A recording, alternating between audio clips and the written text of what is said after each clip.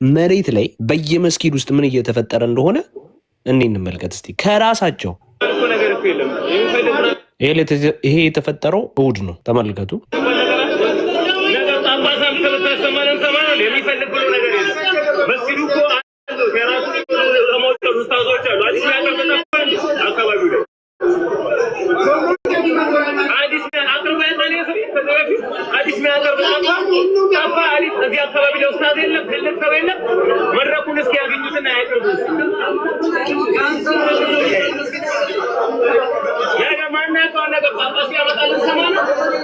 እንዳይዘጋብን በጣም እንትን አላሳየውም። ይሄ አሁን በጣም ወደ ኤክስትሪም ወደ ሆነ ነገር ነው እየሄደ የሚቀጥለው።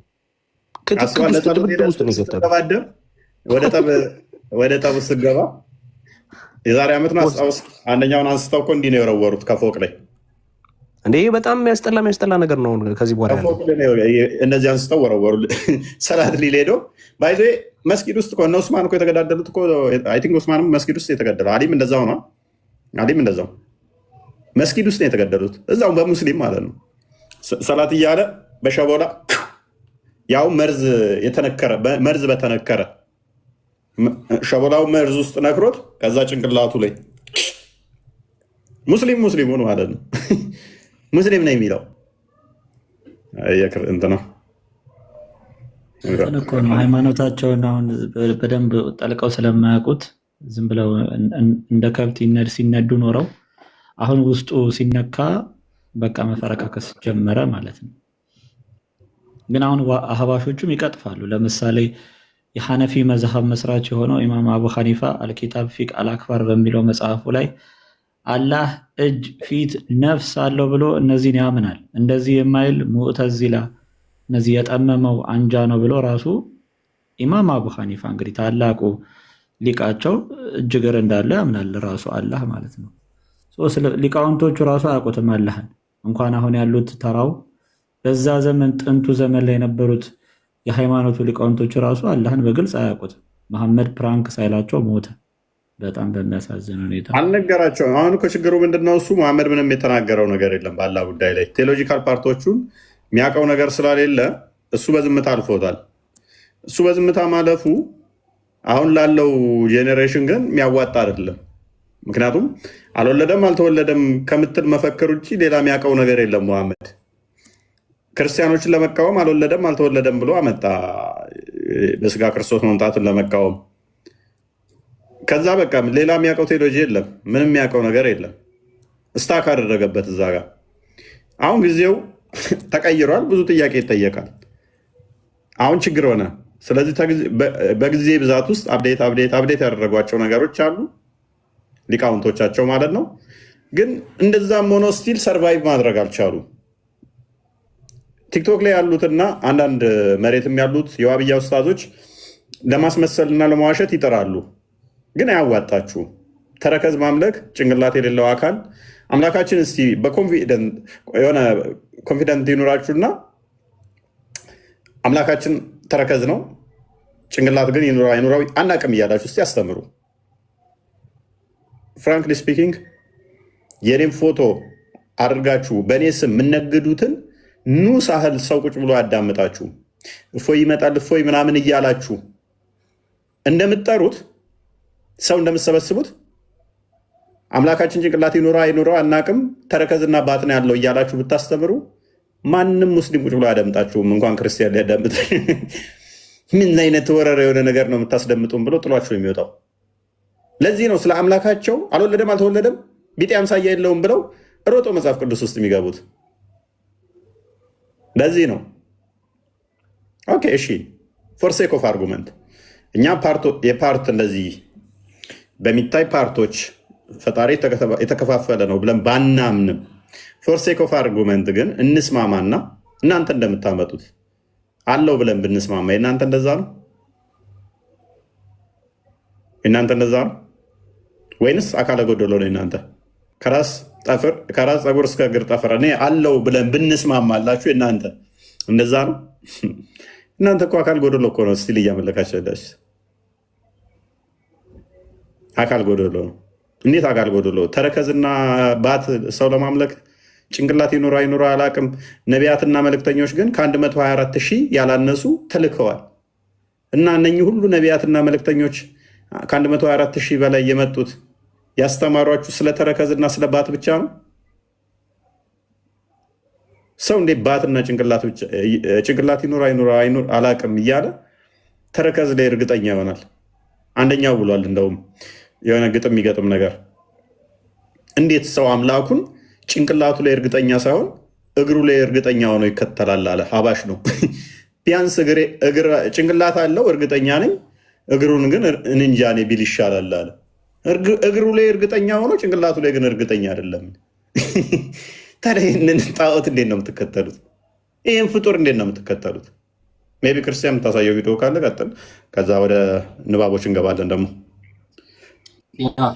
እስከዛ ብሩኬ ማዘጋጀት ትችላለህ። ይህንን ቪዲዮ ላሳይና እኔ እቀጥላለሁ ከብሩኬ በኋላ። ያ እንግዲህ ምንድነው እፎይ ይህንን ነገር ካነሳ በኋላ ከውይይቱ በኋላ ማለት ነው ከዲቤቱ በኋላ አህባሾች ይህንን ነገር በጣም በስፋት እየሰሩበት ይገኛሉ። እና ወሃብያዎች ደግሞ ይህን ነገር ለማፈን የተጠቀሙበት ሲስተም ምንድን ነው? ያላቸውን አስተምሮ ከማጥራት ይልቅ አህባሾችና ክርስቲያኖች አንድ ናቸው የሚል የሐሰት ትርክት እየተናገሩ ያው ተከታዮቻቸውን እንደ በግ የሚከተሏቸውን እንደ ጋሪ ፈረስ የሚከተሏቸውን ተከታዮቻቸውን ለማሳመን ይሞክራሉ። እና ይሄ ነገር ምን ይመስላል የሚለውን አህባሾቹ ቪዲዮ እየሰሩ ይገኛሉ። እና ላሳያችሁ እስኪ ይችን ወሃቢያዎች ጂስም ባት አምላኪዎች ሰሞኑን ለክርስቲያኖች መልስ ሲያጡ ተበሳጭተዋል። አህባሾችና ክርስቲያኖች አንድ ናቸው እያሉ እኛ የኢትዮጵያ ሙስሊሞች ከኢትዮጵያ ክርስቲያኖች ጋር አንድ ነን። በምን? በሀገራችን ጉዳይ ማንም ሊለያየን አይችልም። በሀገራችን አንድ ነን። ሀገራችን ማንም ሊለያየን ስለማይችል ወይ ዜግነትን ትቀይራለህ ታወቅ የት እንደመጣ ስለማትጠሞ አህባሽ ስለሚለን ከዜግነቱም አህባሻዊ አይደለም ወሃቢይ፣ ከእምነቱም ሙስሊም አይደለም። እምነቱ ስለማይታወቅ የት እንደመጣ ስለማትታወቅ ወፍ ዘራሽ ሁሉ ወይ ዜግነትን ትቀይራለህ ወይ እምነትህን ተስተካክለ ትገባለህ ወደ እስልምና፣ አሊያ ምንነትህም አይታወቅም ነው ምን ምንነትህም አይታወቅም። ከኢትዮጵያ ውስጥ ጥፋ። አቋም ከሌለ ሙስሊም ያ እንግዲህ በነገራችን ላይ ወሃቢዎች ይሄ ምንድነው ሐሰት ስለሆነ ነው። እና ያለ ውሸት ያለ ሐሰት ያለ ፕሮፓጋንዳ ያለ ፖለቲካ አንድ ስቴፕ 5 ደቂቃ መቆየት የማይችል ሃይማኖት ነው። እመኑኝ። ይሄ በዚህ አካሄዳቸው ደግሞ ይሄንን አካሄዳቸውን ትናንትና የሚቀጥለውበት ነበረ፣ ዛሬም እየቀጠሉበት ነው፣ ነገም ደግሞ ያደርጉታል። ስለዚህ አሁን አብዛኛው ሙስሊም ማህበረሰብ ይሄን ነገር በደንብ እየተረዳ ነው፣ በደንብ አውቀውታል። በደንብ ማህበረሰቡ ላይ መሬት ድረስ ወርዶ እየሰራ ስለሆነ ምንም ችግር የለውም። ቀጥሉበት። እናንተ ውሸታችሁን ማጭበርበራችሁን ቀጥሉበት። ህዝቡ እውነታውን ያውቃል። ያ ዋናው ምንድነው እሱ በጣም ብዙ ሙስሊሞች አሁን ላይ እየተማሩ ነው። ብዙም ጥያቄ ይሄ ነገር ጤናማ እንዳልሆነ ገብቷቸዋል። ጤናማ እንዳልሆነ ተረድተውታል። ስለ ራሳቸው አምላክ ሳያውቁ ክርስትናን ዝም ብለው የሚያንቦጫርቁ የሚሳደቡ ባለጌ ውስታዞቻቸውን አንደኛው ብሏል። እንደውም ጠብደል እዚህ ጋር ይሰማል። ባለጌ ተሳዳቢዎቻቸው ምንድን ነው ብሏል። ኤኒዌይስ ክርስቲያን እንትና የከፈትከውን ቀጥል። እሺ ቻልም እንደ ፎይ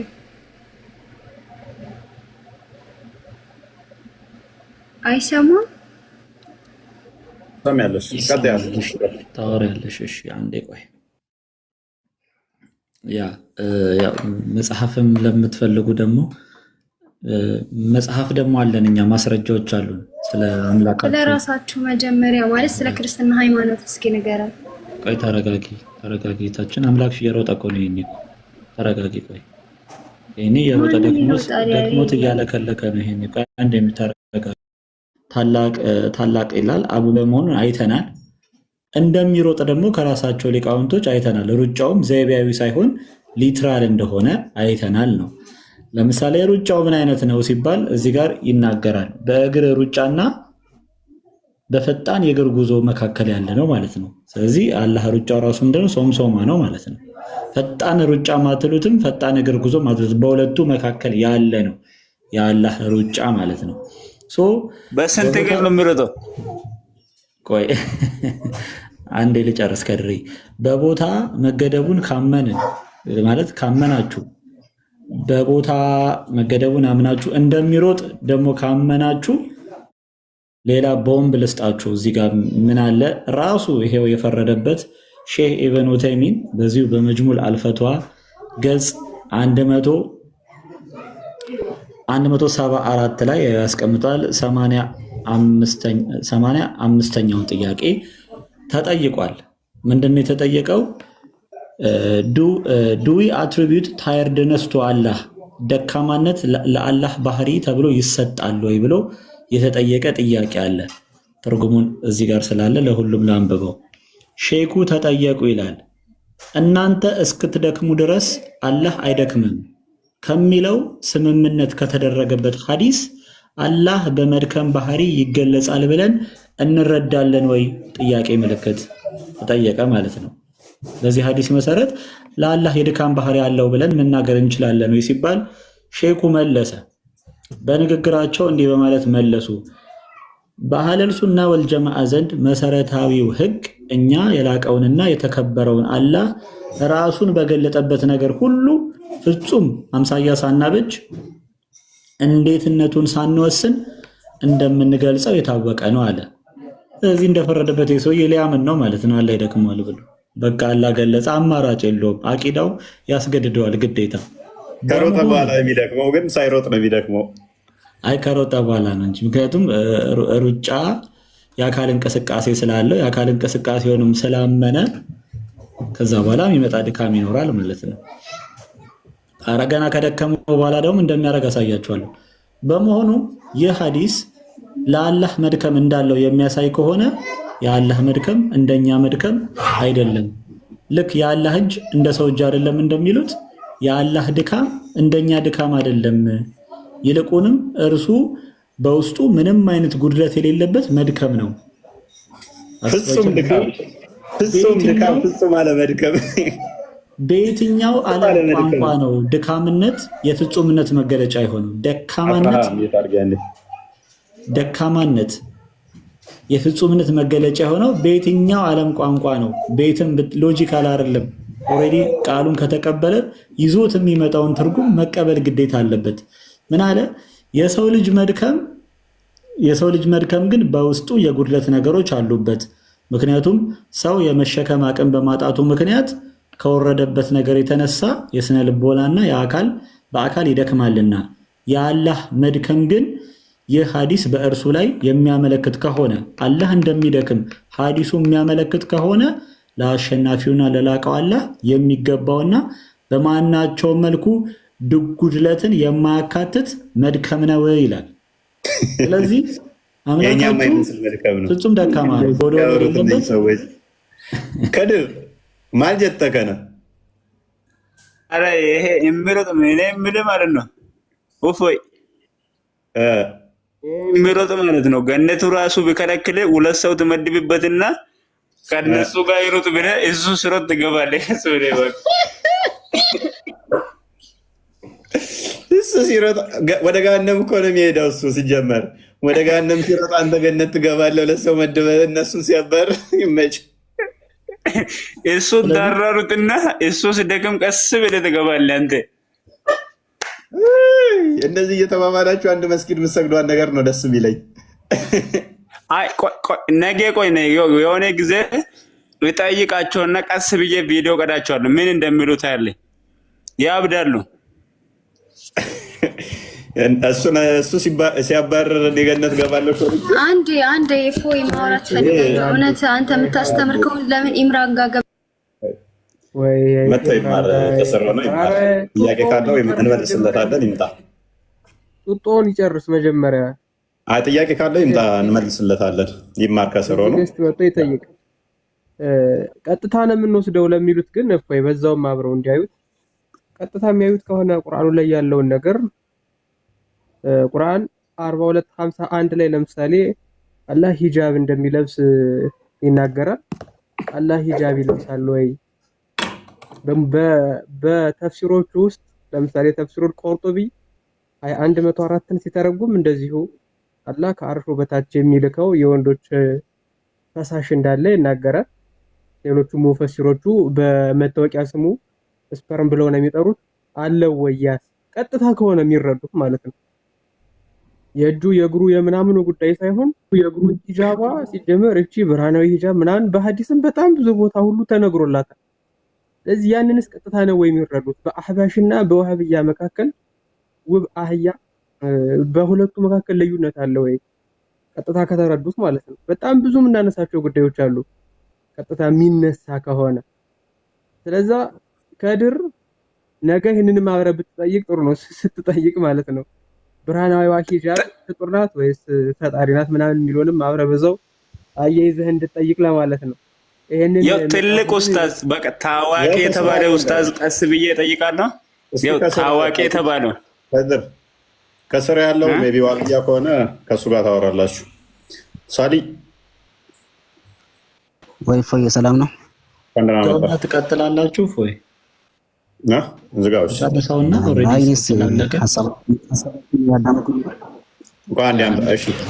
አንድ ደቂቃ መጠየቅ እችላለሁ? ቆይ ትቀጥላለህ። አንዴ የጨርሰው አንብቦ ስለ አላህ ትጠየቃለህ እንጂ ትመልሳለህ። ስለዚህ አሁን ባነበብነው መሰረት አላህ እንደ ፍጡር ያልሆነ የመድከም ባህሪ አለው ነው። ይሄ ድካሙ ደግሞ ፍጹምነት ነው የሚል ኢሎጂካል እንትን ክሌም አስቀምጧል። ይሄ ሐሰት ነው። እዚህ ሲሊ ጥያቄዎች ማንሳት እንችላለን። ለምሳሌ ሙስሊሞች እንደሚያነሱ አላህ ሲደክመው ማን ነበር ዓለምን የሚያስተዳድረው ማለት ይቻላል። ደካማ ነው ኦልሬዲ አምላካችሁ። ድካም ብቻ ደግሞ አይደለም መሰላቸትም እንዳለበት ይናገራል። ስለዚህ አላህ ምን ያደርጋል ሲደክም የሚለውን እዚሁ መጽሐፍ ላይ አልሙስተድራቅ አለ ሳሂሃይን እንዲሁም የአቡ ያላ የቃዲ አቡ ያላ መጽሐፍ ላይም ማየት ይቻላል። ምን እንደሚያደርግ ተመልከቱት። ቃታዳህ ነው እንደሚለው ቃታዳህም እንዲህ አለ። በመስጊድ ውስጥ ተቀምጠው እንዲሁም ላሳያችሁ። ይሄ ከላይ ያለው ኢስናዱ ነው። ይሄ በጥቁር የምታዩት ሰነዱ ነው። የሰዎቹ የዘጋቢዎቹ ሰንሰለት ነው። እኔ በመስጊድ ውስጥ ተቀምጬ ሳለሁ ቃታዳ ኢብኑ ኑዕማን መጣና እያወጋ ተቀመጠ። ሰዎችም ወደ እርሱ ተሰበሰቡ። ቃታዳም አንተ የሁነይን ልጅ ሆይ አቡ ሰይድ እንደታመመ ተነግሮናልና ወደ እርሱ ይዘህኝ ሂድ አለ። ይዞንም ሄደ። ከዛስ አቡ ሰይድ ዘንድም እስክንገባ ድረስ ተጓዝን።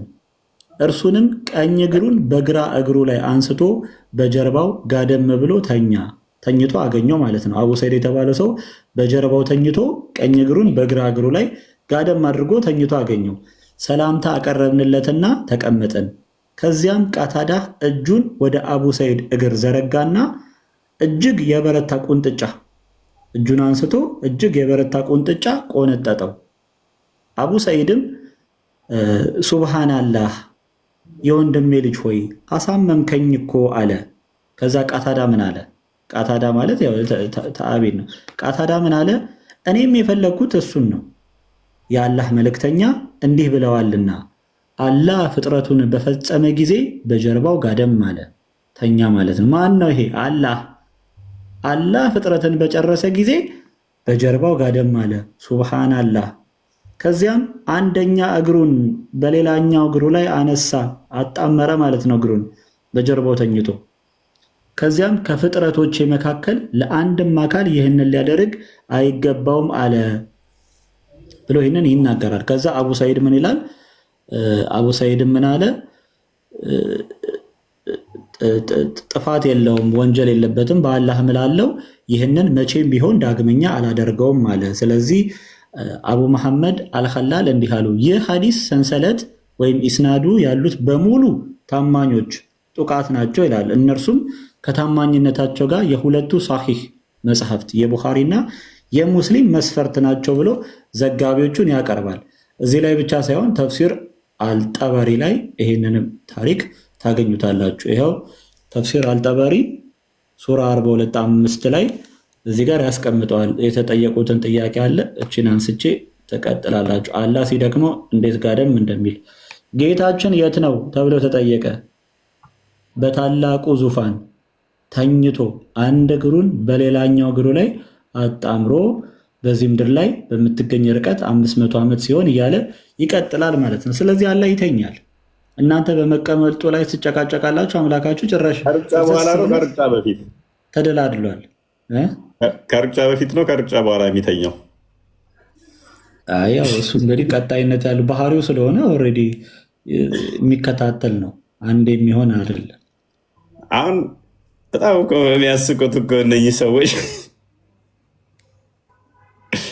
ላሽ ብሎ ተኝቷል። ይተኛል፣ ይጨምራል። እንዴት ተኛ ብሎ ይፈክራል እኮ ደግሞ ለመለኮት ክብደቱ የሚከብድበት ቦታም አለ። እሱንም ማየት እንችላለን። ያላህ ኪሎ ይጨምራል የሆነ ሰዓት ላይ።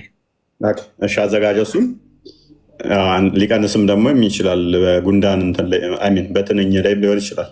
ልክ እንደ እንትን እንደሚሆነው ሁሉ ኤኒዌይስ ክርስቶስ በስጋ መጥቶ በስጋ ስለተገለጠ ተመታ፣ ተኛ ምናምን የሚሉ ጥቅሶች ልታገኙ ትችላላችሁ።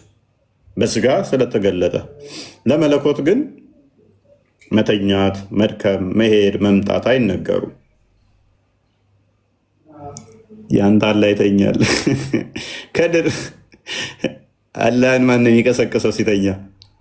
ዝንተ ዓለም ተኝቶ አሁን ቅድም ያለው አለ ትዝ አለኝ። ሜይ ቢ ከፈትከው እንደ ክርስቲያን አላህ ሲመጣ ሲሮጥ ነው ለካ ረስቶና ኑሮ የተወደደብን ምናምን ያለው ሰውዬ ከፍተው ነበር ድጋሚ ማሳየት ይችላል። ሲተኛስ ኑሮ የተወደደ ረስቶን እስከሆነ ብለው እንዳይጠይቁ በእግሩ ላይ አጣምሮ ሲተኛ ክርስቶስ በስጋ መጥቶ ተኛ ሲባል አጃይብ ነው። እንዴት አምላክ ተኛ ይባላል? በስጋ ስለተገለጠ። መለኮት ግን አይተኛም። ለመለኮት መተኛት አይነገርም። መለኮት የሚተኛ አይደለም። መለኮት እዚህ እዛ ተብሎ የሚነገርለት አይደለም። አምላካችሁ አርሹ ላይ ላሽ ብሎ ተኝቷል እና ይሞታል። እንዴት ታዲያ ብቻውን አስባ ይደብረዋል እኮ ምንም በሌለበት ከአርሽ በላይ ብቻውን ከመጽሐፉ ጋር ዳሪው ላይ ጽፍ ይጽፍና ከዛ ይሮጥና ስፖርት ሰርቶ ለሽ ኢብን መጃህ ላይ ያለ ሐዲስ ትዝ አለኝ።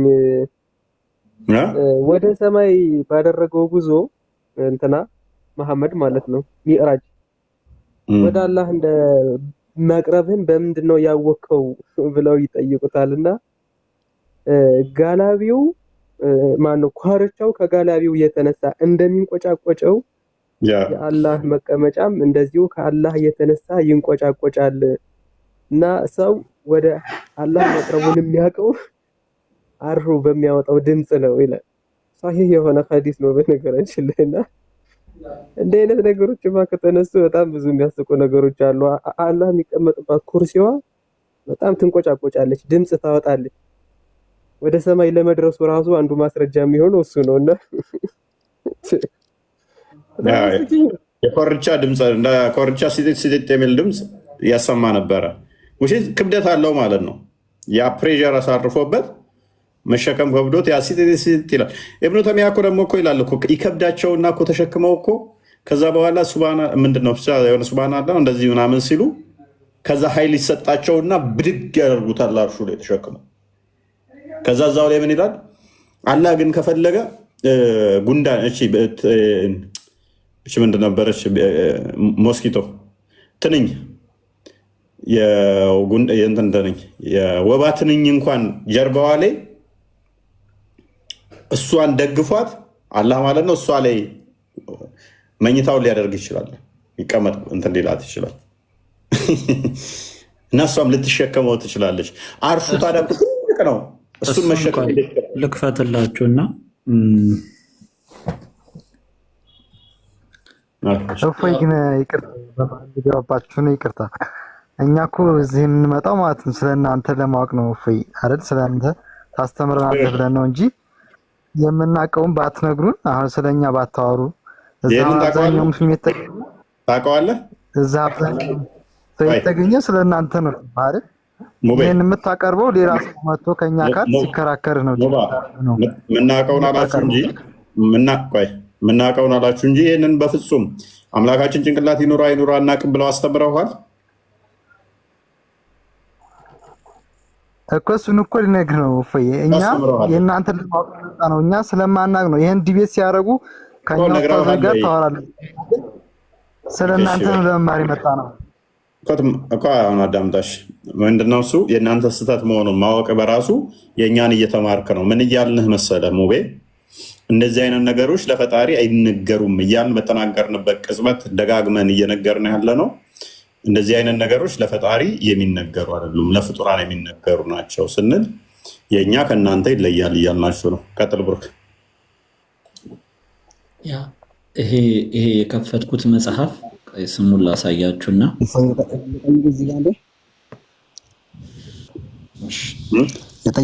ለጠይቅህ እዚህ ጋር ለፈጣሪ አይነገርም ባልክበት ሀሳብ ላይ ማለት ነው። ይሰማል? አዎ ትሰማለህ። አሁን እግር ወይ እጅ የሚለው ለፈጣሪ አይነገርም እያላችሁ ነው አይደል? አሁን እየተባለ ነው አሁን በዚህ አይደል? እሺ ለፈጣሪ እንትንስ አሁን እውቀት ለምሳሌ እውቀት አለው ብለን መናገር እንችላለን አይደል? እንደ ፈጣሪ እውቀት አለው ስትል ምንድን ነው እሱ? አሁን ፈጣሪ ሁሉ ነገር ያውቃል፣ ያያል፣ ይሰማል እንላለን አይደል? ያ ለማየት ግን ኮንተንጀንት ነው ብለህ ታምናለህ ፈጣሪ? አይ ብቻ እንዲህን እየጠየቁ ነው። አሁን እውቀት አለው ብለን እናምናለን አይደል? እውቀትም ስትል ያያልም ስትል ኮንተንጀንት ነው ብለህ ታምናለህ? ፈጣሪን ኮንተንጀንት ነው ብለህ ታምናለህ? አይ ልጠይቅና ወደዛው እንሄዳለን። እና አሁን እውቀት አለው እያልን አይደል? አሁን እሱ እሺ የሰው ልጅም እውቀት ይኖረዋል። አሁን ታዲያ እውቀት የሰው ልጅም አለው ፈጣሪም እውቀት አለው፣ አልተመሳሰለብንም? መልካም። ያንተ እውቀት ኮንተንጀንት ነው አይደለም? ኦኬ እሺ፣ ያንተ እውቀት የተገለጠልን ነው የምታውቀው አይደለ? የምታየውስ የሚታይ ነገር ነው የምታየው አይደለ? ኦኬ። ፈጣሪ እንደዛ ነው ጥገኛ ነው ብለህ ነው የምታምነው? አይ እንደዛ አይደለም። እሱ ምንም ነገር አይጋርደውም፣ ሁሉም ነገር ያያል፣ ያለ ገደብም ያውቃል ብለን እንላለን። ያ አንደኛ አንተ የነገሮች ጥገኛ ነህ፣ ለማየትም ለማወቅም የነገሮች ጥገኛ ነህ። ፈጣሪ ግን የነገሮች ጥገኛ አይደለም። አንድ ሁለተኛ አንተ ለማየትም ለማወቅም ፓርቶች ያስፈልጋል። ለማየት አይን ያስፈልጋል፣ ለመስማት ጆሮ ያስፈልጋል አይደለ? እውቀትም ደግሞ ሪዝን አውት ለማድረግ እውቀት ያስፈልጋል። የሆነ የራሱን የሆነ እድገቶች አሉብህ አይደለ? አልኩህ እኮ አሁን እዚህ ላይ እሱ እውቀት አለው። ፈጣሪ ግን እንደዛ አይደለም። አንዴ ፈጣሪ ግን እንደዛ አይደለም። ትንቢተ ኢሳይያስ ምዕራፍ 65 አንዴ አዳምጠኝ። ትንቢተ ኢሳይያስ ምዕራፍ 65 አዳምጠኛ። ሀሳቤን መጀመሪያ ተረዳይ ብዬ ነው እሱን እንላለን እኮ ልታገናኘው የሞከርከው ላጥራለህ። እሺ አዎ እንደገና እሺ በትክክል ጠይቅህና ማን ነው እውቀት የሚለው የሰው ልጅም አለው አምላክም አለው እውቀት። አሁን የሰው ልጅም እጅ አለው አምላክም እጅ አለው ብንል የአምላክን እጅና የሰውን እጅ ለምን እናመሳስለዋለን? የሰውን እውቀትና የአምላክን እውቀት እንዳለመሳሰል ነው ሁሉ ማለት ነው። ኦኬ እሺ አንዳዳምጥ። ኦኬ መጽሐፍ ቅዱስ እንደዚህ ይላል፣ እንዲህም ይሆናል ሳይጣሩ እመልስላቸዋለሁ፣ ገናም ሳይናገሩ እሰማቸዋለሁ ይላል። ይሰማል ያውቃል አይደለ ፈጣሪ? ልክ ነው። አዎ እሱ እኮ ያለምንም እንትን ይመልሳል ሁሉ ነገር ያለምንም። ፕሊዝ አንተ የምታውቀው የነገሮች ጥገኛ ነህ አይደለም? የምታውቀው የተገለጠው ወይም የምትሰማውን ነው አይደለ? አዎ። አንድ ሰው ሳይጠራ ትሰማለህ? አልሰማም። የዛሬ ዓመት እኔ ነገ ሳልጠራ ዛሬ ለወኘ ነገ እንደምጠራ ዛሬ ትሰማለህ? አይ እሱንም አልሰማም፣ አላውቅም። ስለዚህ ለምን ታገናኘዋለህ? ማይገናኝ ታዲያ። ፈጣሪ ግን ይሰማህ ዘንድ ያንተ ድምፅ አያስፈልገው። ያንተ ድምፅ ማያስፈልገው ከሆነ ይሰማህ ዘንድ አደረበኛ ሳትጣራው የሚሰማህ ከሆነ ገና ሳትጠራ ገና ሳትሰራ የሚያውቅህ ከሆነ እውቀትን ያንተን እንዳንተ ዲፔንደንት የእንትኖች ለምን ታደርገዋለህ? እኔም አውቃለሁ እሱም ያውቃል የሚል እውቀት የሚለው በራሱ ሊሚቴሽን ስላለው ማለት ነው። ገደብ ስላለ እውቀት የሚለው ራሱ አወቀ አንድ ነገር ከተባለ ፕሮሰስ ስለሆነ አንዴ ፕሊስ አወቀ የሚለው ራሱ ፕሮሰስ ስለሆነ ለፈጣሪ ግን የሆነ እንደዚህ እውቀትን እንደ ፕሮሰስ አድርጋ ማምጣትም ስለሌለበት የሆነ ጥገኛ ስላልሆነ የሆነ አካል ላይ የሆነ እንትን ላይ ይሄ እንደዚህ ሆነ የቀዩ ነው የጥቁር ነው የትክክል ነው የስተት ነው የሚሉ በእንደዚህ አይነት ውስጥ ነው አንተ አወቅኩ የምትለው እያገናዘብ ከዚህ ይሄንኛው ይሻላል ይሄንኛው ከዚህኛው ይሻላል እያልክ ፕሮሰስ ነው እውቀት በራሱ ማለት ነው። ለፈጣሪ ግን እንደዛ አይደለም እኮ በፕሮሰስ ከሆነ እጅና እግር ላይም እንደዚህ ማድረግ ለምን አንችልም? ይህን ፕሮሰስ ለምን እናመጣለን? ይሄኛውን በዚህ አይነት በእኛ ቅርጽ ለምን እናደርጋለን? መልካም እንደዛ እንዳናደርግ ለምን እንደሆነ ታውቃለህ? እሺ ኦኬ እንደኛ እንዳናደርገው የሚገድቡን ነገሮች አሉ። እንደኛ አይደለም ብለን እንዳንይዘው ሎክ አላ ቀኝና ግራ እጅ አለው አይደለ? አለው። እሺ እንደሱን አላውቅም። እሺ ያ ግራና ቀኝ ግራ ይባላል። እሺ አለው። ያው ባለፈው ዲቤት ሄደም ካየው ጠይቄው ነበር ይሄን ጥያቄ ግራና ቀኝ ነው ወይንስ ቀኝ ብቻ የሚል ጠይቄው ነበር። ግራና ቀኝ የሚል ነው መለሰው አለ ሐዲስ። ኦኬ ግራና ቀኝ ካለው ይሄውን ዳይሬክሽን ነው በደንብ አስተውል። ግራና ቀኝ የሚለው ንግግር አቅጣጫን ይዞ የሚመጣ ነው። የፍጡር ባህሪን ይዞ የሚጎትት ነው። ግራና ቀኝ የፍጡር ባህሪን የሚጎትት ከሆነ ሳትፈልግ አሁን ወደ መመሳሰል ውስጥ መጣብህ ማለት ነው። የፍጡር ባህሪን ጎትቶብህ መጣ። ምን የሚለውን እጁ ብቻ ሳይሆን እጅ የሚለው መመሳሰሉ ብቻ ሳይሆን የፍጡር ባህሪን ምን አመጣብህ? ዳይሬክሽን እና ዳይሜንሽን እንትኖችን አቅጣጫ ዞብህ መጣ። ግራና ቀኝን ዞብህ መጣ። ግራ አለ፣ ቀኝ አለ። እነኚህ ደግሞ ግራና ቀኝ በስፔስ እና ፕሌስ ውስጥ የሚገለጡ ናቸው። አንደኛው ይሄ ነው። ሁለተኛው እጁ ራሱ 5 ጣቶች አሉት። 2 እጅ መሆኑ ከኔ ጋር መመሳሰሉ ብቻ ሳይሆን 5 ጣቶች አሉት። ሌላኛው ችግር ነው። እስቲል ይሄንኛውን እንለፈው ብንል ደግሞ እስቲል አሁንም ደግሞ ምን ያመጣባል? መዳፍ አለው። ኦኬ ይሄንን እንለፈው ብንል ይታያል። የሚታይ ነገር በሙሉ ደግሞ በደንብ አስተውል። የሚታይ ነገር ዳይሬክሽን ያለው የሚታይ ነገር ከሆነ ደግሞ የቦዲ ባህሪ ነው። የሚታይ ከሆነ ዳይሬክሽን ካለው የቦዲ ባህሪ ነው። መሄድ መምጣት ደግሞ ስቲል ይነገርለታል ያ አካል። ስለዚህ ይሄ አካል አዎ አንተ እንዳልከው ከኔ ጋር ላይመሳሰል ይችላል። በምኑ በመልክ በመጠን ላይመሳሰል ይችላል። ቦዲነቱን ግን አይለቅም አልኩ እኮ። አሁን እኮ እንደምልህ እጅም በለው ጣትም በለው መዳፍም በለው ያንን ነገር እኛ ጋር አምጥተን ለምን እንመስለዋለን? አሁን ጥያቄ ገባ አይደለም? አንድን እውቀትን እኛ ላይ አምጥተን እንዳልመሰል ነው ሁሉ እውቀት አሁን ለምሳሌ ብዙ አይነት እውቀቶች አሉ፣ ይለያያል፣ ይወጣል ነገር አለ። ያንን አምጥተን እኛ ጋር እንዳላመጣ ነው ሁሉ ሳሊ የሰጣውን ነጥቦች መጠበቂያዎቹን አይመሳሰልም እንዳንል እኮ እንትን ያለን ምንድነው እሱ መመሳሰልን እና አይመሳሰል። እሺ ሰዋት አለመመሳሰሉ ሳሊ ምን መሰለ ካርሚታ አይመሳሰል ብዬ ከአንተ ጋር ተስማማው ችግር የለብኝም እኮ ነው። ፕሊስ ካርሚታ አለመመሳሰሉ ቦዲነቱን ዲናይ እንድታደርግ ያደርጋል። ኦኬ እሱ 5 ጣት አለው እኔም 2 እጅ አለኝ፣ እሱ 2 እጅ አለው፣ እንደኔ 5 ጣት አለው፣ ግራና ቀኝ አለው፣ እኔም ግራና ቀኝ አለኝ። አዎ ከኔ ጋር አይመሳሰልም። ሰዋት የሱ ቀይ ትልቅ ሊሆን ይችላል፣ የሱ ትልቅ ሊሆን ይችላል፣ የሱ ጠንካራ ሊሆን ይችላል፣ ወይ ለስላሳ ሊሆን ይችላል፣ የሱ ውስጡ ክፍተት ያለው ሊሆን ይችላል፣ ወይንም እንዳርማታ ድፍን ሊሆን ይችላል። ይሄ ፖይንት አይደለም። የሚታይ ነው፣ የተገደበ ነው፣ የፓርት ጥገኛ ነው፣ ኢቭን ክፍልፋይ ያለው ነው። ይሄ ክፍልፋይ ማለት ነው። አሁን ለምሳሌ 2 ተብሎ የሚቆጠር ከሆነ 1 2 ተብሎ ጣቶቹ የሚቆጠሩ ከሆነ ፓርቲሽን አለው ማለት ነው። በሎጂክ ካወቅ ደግሞ ፓርቲሽን ያላቸው ነገሮች አንዱ ጥገኛ ከሆኑ የመከፋፈል ባህሪ ያላቸው የሚንቀሳቀሱ ፓርቲሽን ያላቸው አንዱ ከአንዱ ውሽጥ ጣቱ 5 ነው ከተባለ 5 ጣት አለው ከተባለ አንደኛው ከአንደኛው ጣት ይለያያል ማለት ነው። ወይም በመጠኑ ሊሆን ይችላል፣ ወይም በመልኩ ሊሆን ይችላል፣ ወይንም ደግሞ በሁሉም ነገሩ ሊለያይ ይችላል። እነኛ አንዱ ከአንዱ የሚለይበት ፓርቲሽኑ በራሱ ደግሞ ፍጡር ወደ አለመሆን ወይም ይመጣል። ፍጡር ነው ከተባለ ደግሞ ጣቶቹ ራሱ የተለያዩት የተከፋፈሉት ከፍጥረት በኋላ ይሆናል ማለት ነው። ይሄ ደግሞ አላህ ምን ሆኗል ማለት ነው? ቼንጅ አድርጓል፣ ራሱ ላይ ለውጥ መጥቶበታል ማለት ነው።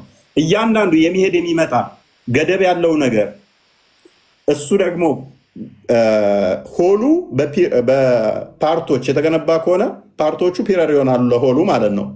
ይሄ ደግሞ ምን ያመጣብሃል መሰለ? የመከፋፈልና ለአደጋ ኤክስፖዝድ የሆነ ነው። ሶ ኮራፕትድ የመሆን ቻንሱ ሃይ ነው። ኮራፕትድ ነው። በየትኛውም ሎጂክ ኮራፕት ነው የሚሆነው። ኮራፕት የሚሆን ነገር ሁሉ ደግሞ ምንድነው? ፍጡር ነው። እስቲል ከኔ ጋር አይመሳሰልም ብዬ በወስድልህ ራሱ ኮራፕት ከመሆን አይተርፍም ማለት ነው። ግን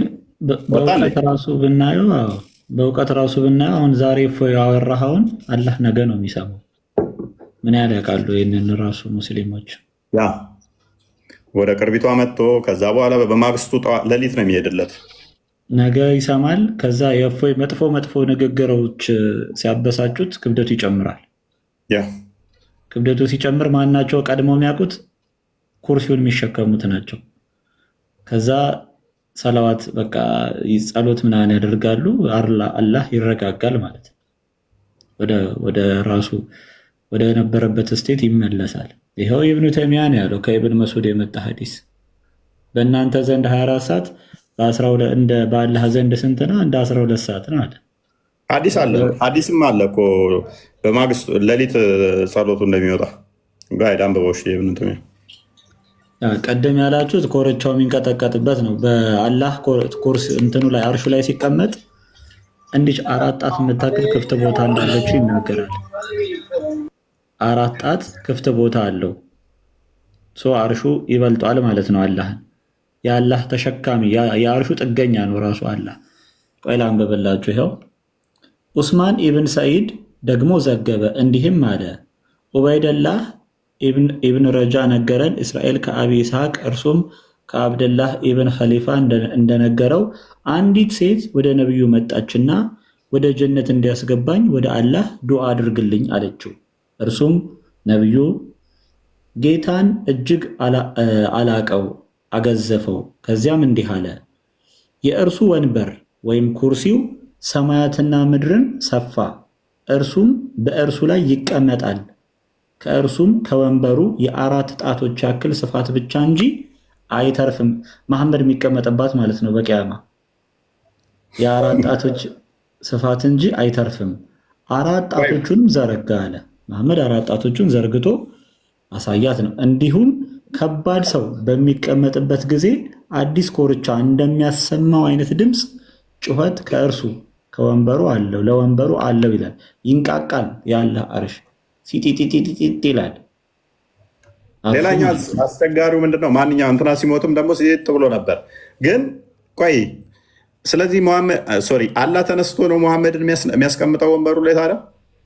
አይ ጎን ለጎን እኮ ነው የሚቀመጡት። አሁን ልዩነት የሙሐመድ ጌጥ ወንበር 4 ጣት ማስቀመጫ ላይ እንዴት ነው የሚበቃው?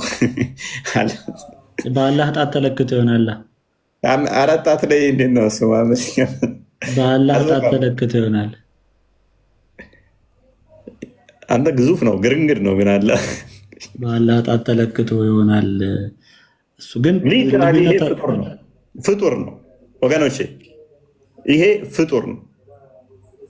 ምንም ከማን ተወለደ? ፍጡር ነው።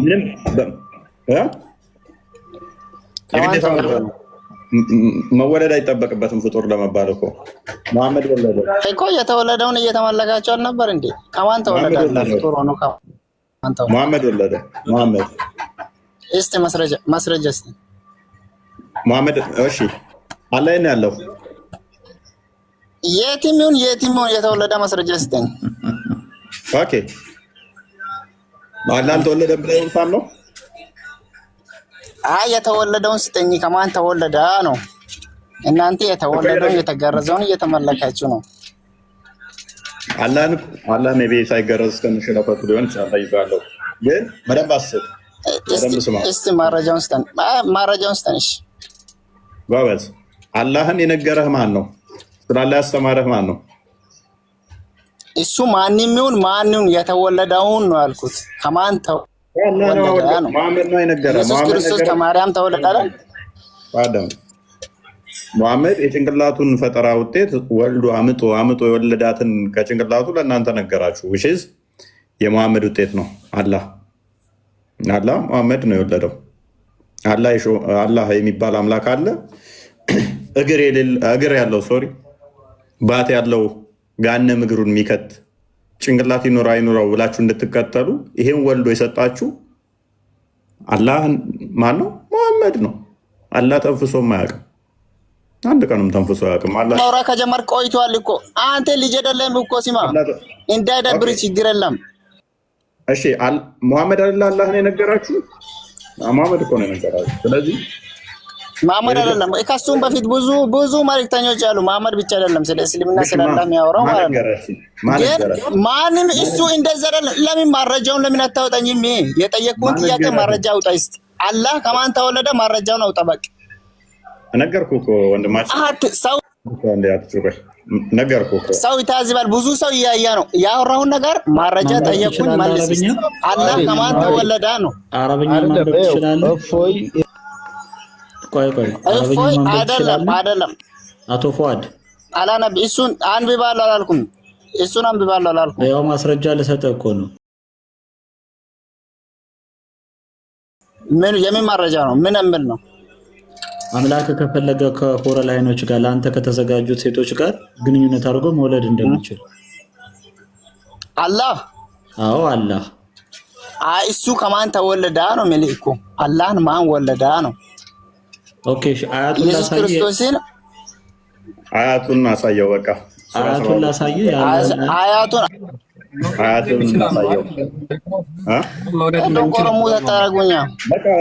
አያቱን እናሳየህ።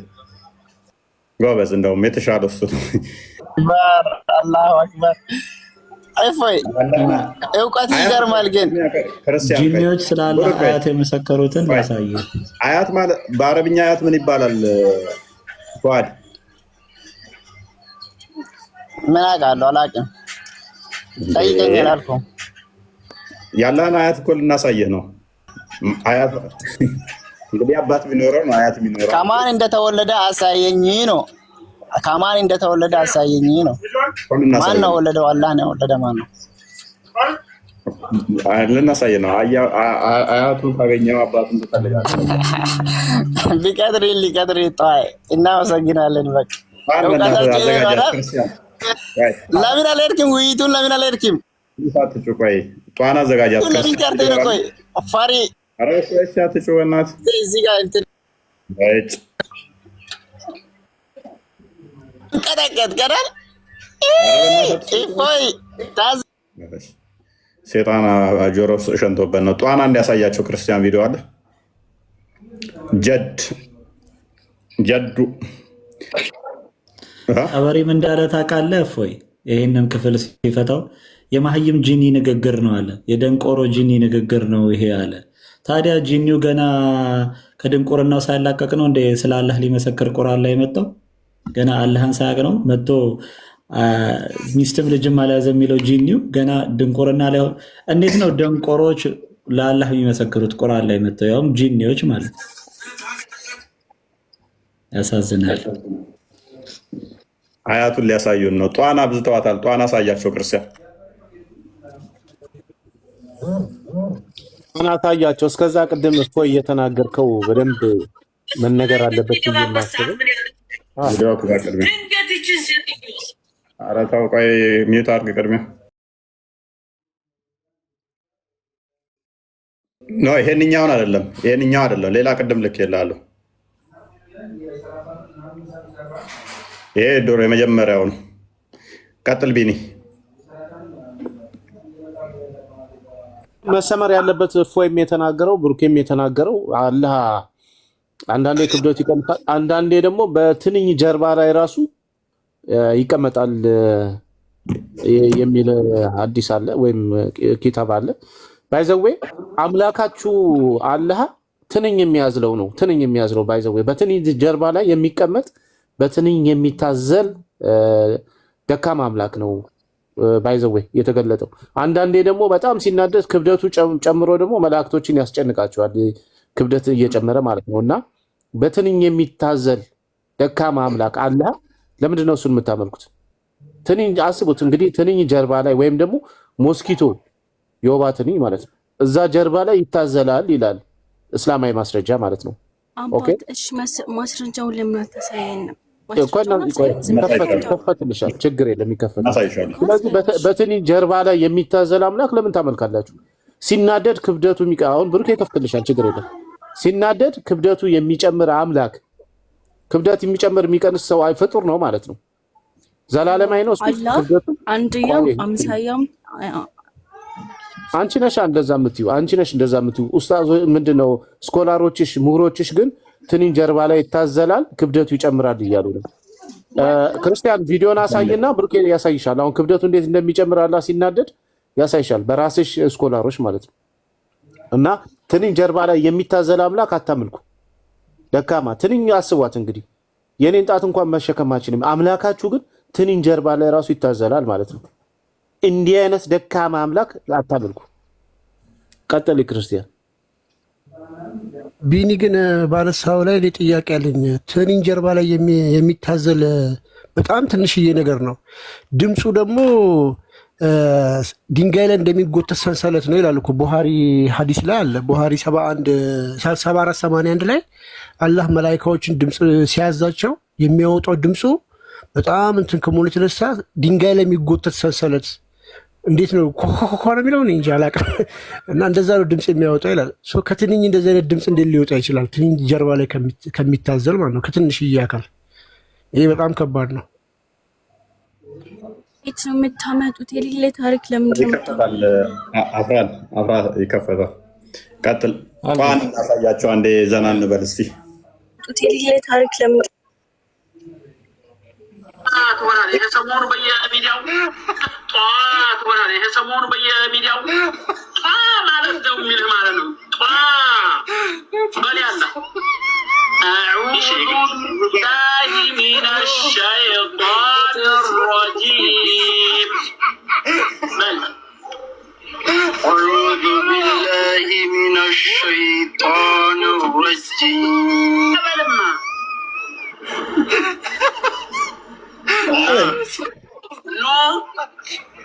No. Ni. Na.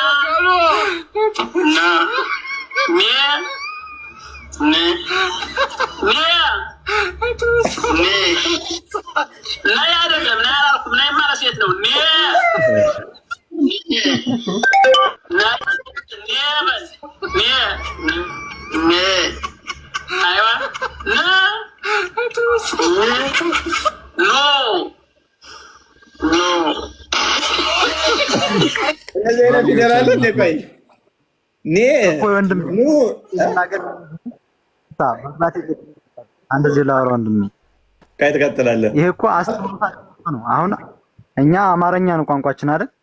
እኛ ደግሞ ቁርአናችን በአረበኛ ነው የተጻፈው አይደል? ስለዚህ ይሄ እኮ የሚያስብ ነገር ምንም እንትን የሚል ነገር የለውም። አማርኛው ፊደሉ አሁን እንደዛ ትክክል ነው የጠራው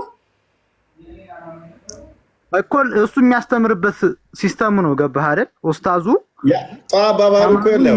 ጧን ያመጣነ ለምን እንደሆነ ታውቃለህ? ሙባ ያው ኮመንት ላይ ቁጥር የሚቆጥረውን አየው ጧ እያለ አካታይ ዝም ብሎ አብዛኛውም ዝም ብሎ ነው። የእናንተ ልጆች ጧ እያሉ ሲጽፉ ጊዜ ከዚህ በፊት ቀደም የመጀመሪያ የከፈተው ሜቢ ክርስቲያን እሱን እሻውን አሳየው። ቀስ ብላችሁ የኛው ኡስታዝ ተናግሮ ነበረ። ከዛ የዚህኛውን ያዘና ደግሞ ያንኛው ሰሞኑን እየተዛመተ ያለ ጧ ምትል። ስለዚህ ጧ ምናምን ነገር ሲል አባባሉ ኢንተርቴን ስለሚያደርግ ነው ስለሚያስብ እንትን እያስተማረ ያለው ኡስታዙ የእንትኑን ነው። ገባህ? እኛም በክፉ ይባላል ነው እሱ። አንዴ ሙባ እያስተማረ ያለውን እኮ በክፉ የፈረጅንበትም የለም እኮ። እንደዚህ ኢንተርቴን እሱ ለማዝናናት ነው እንደዛ የተጠቀመው፣ ለማሳቅ ነው እሱም እንጂ ጧ በል ሰሞኑን ጧ እየተባለ አይደለ? እንደዛ ብለህ ቅራ አቡዙ ቢላሂ ሚነ ሸይጣን ረጂም በል ሲለው ጧ በል ምናምን ነገር እንደዛ በል እያለው ነው። እያዝናና እንትን እያለ ነው። ዊናው ዳት ሪስፔክት እናደርጋለን እሱን። እኛም እሱም ለማዝናናት ለመሳቅ ነው ያደረገው። እኛም ደግሞ ተሳሳተ ምናምን ብለንም የተናገርነው የለም። ይህንኛውም በተመሳሳይ እንደዛ አለ። ኮመንታችን ላይ ጠዋጧ ብለው ሲጽፉ ያኛውን ስላስታወስነው ነው። ቀጥል ክርስቲያን። ዋናው ጠዋ ይሄ ነው። አክቹዋሊ ሴትዮ ቢክራ ሆና በእሷ ላይ በነገራችን ላይ ከአላህ በላይ የሚማሩት ስለዚህ ነው። ይህንንም በዛው ይውልኝ። ይቺ ሴትዮ ቢክራ ሆና በእሷ ላይ በሚገባበት ሰዓት ምን ያደርጋል? ድንገት ይቺ ሴትዮ ሳታስብ መግፋት የለበትም። ስጋን የሰውነት ክፍል ምን ይላሉ ሼኹ? ቀስ ብሎ እያጫወተ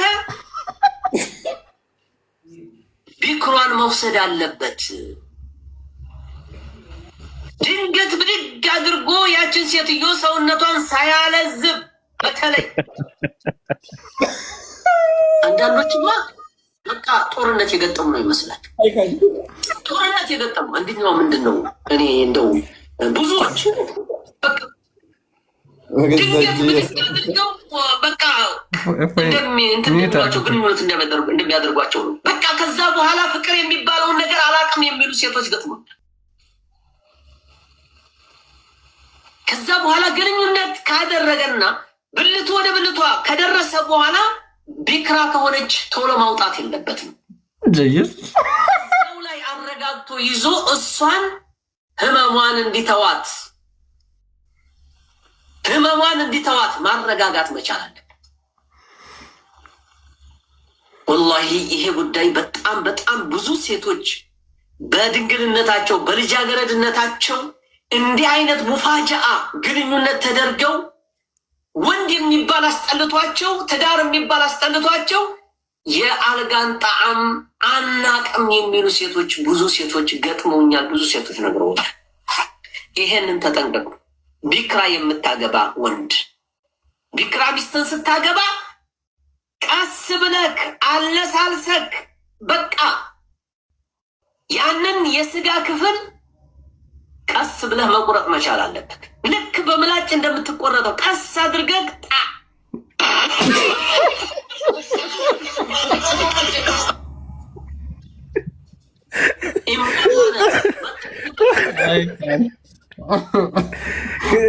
እኔ ግን ክርስቲያን ይሄ ቪዲዮ ከጆኩ ባሻገር አንድ ትልቅ መልእክት ያለው ቪዲዮ ነው ለእኔ። ጌታ ልብ በሉ። ፈቷቸው ጠቅላላ ይሄ ነው። ይሄ ኡስታዝ ወንድ ነው።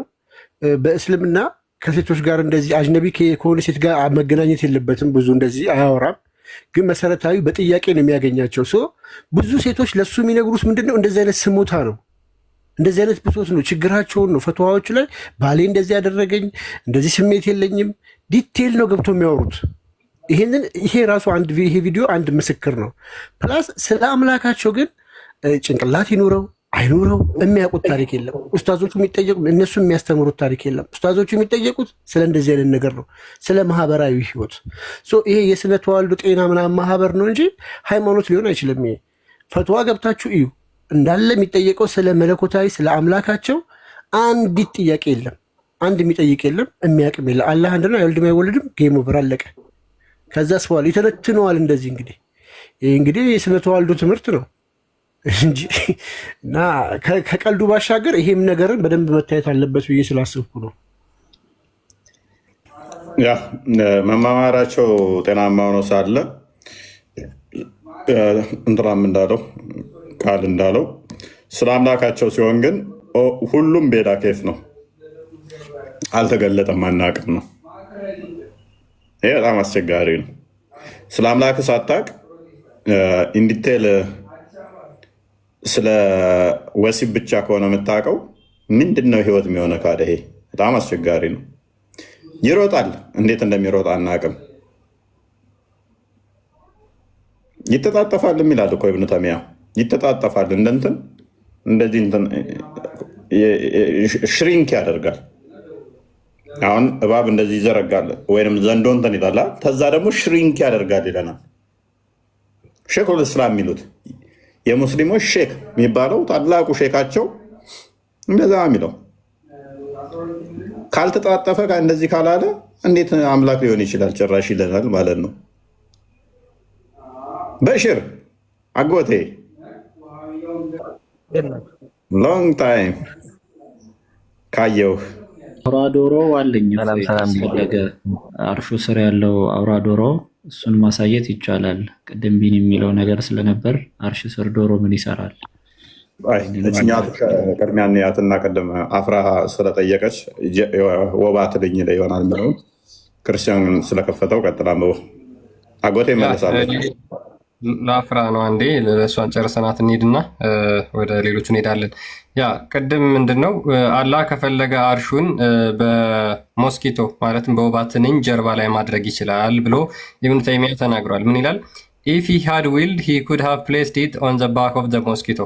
አላህ ከሻ አርሹን ማለት ነው በወባ ትንኝ ጀርባ ላይ ማድረግ ይችላል።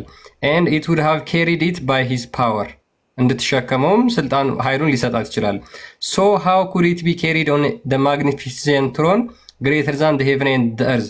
ሰማያትና ምድርን የሚበልጠው አርሽማ እንዴት አላህን መሸከም አይችልም በወባ ትንኝ ጀርባ ላይ ማረፍ የሚችል ከሆነ ብሎ ተናግሯል። አምላክን በምን እንዳይለኩት አየው፣ ግን በመጠን ነው የለኩት፣ በግዝፈት ትልቅዬ ግዙፍ የሆነው አርሽ አላህን መሸከም ትንኟ አላህን መሸከም ከተቻለች የወባ ትንኝ ጀርባ ላይ አላህ ማረፍ ከቻለ እንድትሸከመው ስልጣን ከሰጣትና ከተሸከመችው እንዴት ትልቁ አርሽ አይሸከመው ካለ ሜቢ እስኪ ክፍሉን ከፍ በልና አንብበው እስኪ ክርስቲያን። አይ ቲንክ እሱ ክፍል ላይ ይመስለኛል ከብዷቸው ነገር ከዛ በኋላ ኃይል እንዲያገኙ ምን ሱብሃንአላህ ነው ምናምን እንዲሉ ይላቸዋል አይደለ? until they thought that there is no power. Yeah, ትንሽ ከፍ በልና አንብበው እስኪ We have been told that when they carried the throne with their mighty power. Yeah, አንብበው እሱን ከላይ ጀምሮ አንብበው። We have been told that እንደዚህ ተብሎ ተነግሮናል አለ።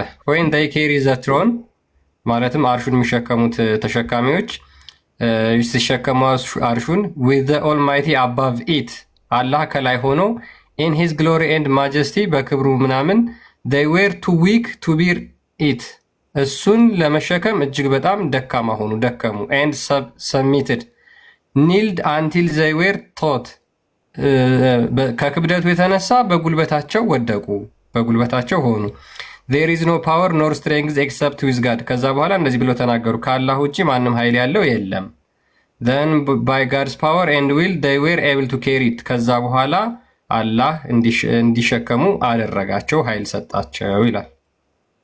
አላህን ለመሸከም ከብዷቸው ምን ያህል ግዙፍ መሆኑን አስበው እንግዲህ አላህን ተሸከመው የሆነ በቃ ቦዲ ነው የምንላችሁ እኮ ለዚህ ነው የምታመልኩት ነገር ግዙፍ የሆነ ዝም ብሎ ግዑዝ ነገር ነው። ተሸክመውት ብርግ ሲሉ አልቻሉም፣ በጉልበታቸው ተንበረከኩ፣ አቅም አጥተዋል። በኋላ ኃይል ሰጣቸውና እንዲሸከሙት አበረታቸው። ከዛ ተሸከሙት፣ ብድግ አድርገው ተነሱ። እናንተ ሰዎች አቀልሉ፣ ኧረ ተው አቀልሉ። ምን ሆናችሁ ነው? ኢብኑ ተይሚያ ብቻ ሳይሆን ክርስቲያንዬ ኢማም አዳርሚ የተባሉ በ280 ሂጅሪ የነበሩ ኢማም ራሳቸው እሳቸውም ኢብኑ ተይሚያ እሳቸውን ነው ኮት የሚያደርገው። ከነ አጣበሪም የቀደሙት እሳቸው ናቸው። እንግዲህ አሻሪ ለሚባሉ ሙታዘሊ ለሚባሉት ለነሱ በሰጡት መልስ ላይ አላህ አርሽ ላይ የለም ለሚባለው መልስ ሲሰጡ ነው ይሄን ያስቀመጡት። ባይዘዌ አላህ ከአርሽ በላይ ሳይሆን እንዴት አላህ አርሹ ላይ የለም ትላላችሁ ነው ብለው ነው የመለሱት። ባይዘዌ እና አላህ በአርሹ ላይ የለም ብለው የሚከራከሩ የነበሩ ወይም ደግሞ ልክ አሁን ላይ እንዳሉት ሱፊና አህባሾች በቦታ እንትን አይገደብም ለሚሉ ማለት ነው ወይም በአቅጣጫ ለሚሉት መልስ ሲሰጡ አላህ ቢሻ ኖሮ በትንኝ ጀርባ ላይ ይቀመጥ ነበር ብለው ነው እሳቸው ያስቀመጡት። በትንኝ ጀርባ ላይ ይቀመጥ ነበረ። አደርሚ ነው ይሄ ራሱ ኢብኑ ተይሚያ ኮት ያደረገው አደርሚን ነው። በጣም ጥሩ።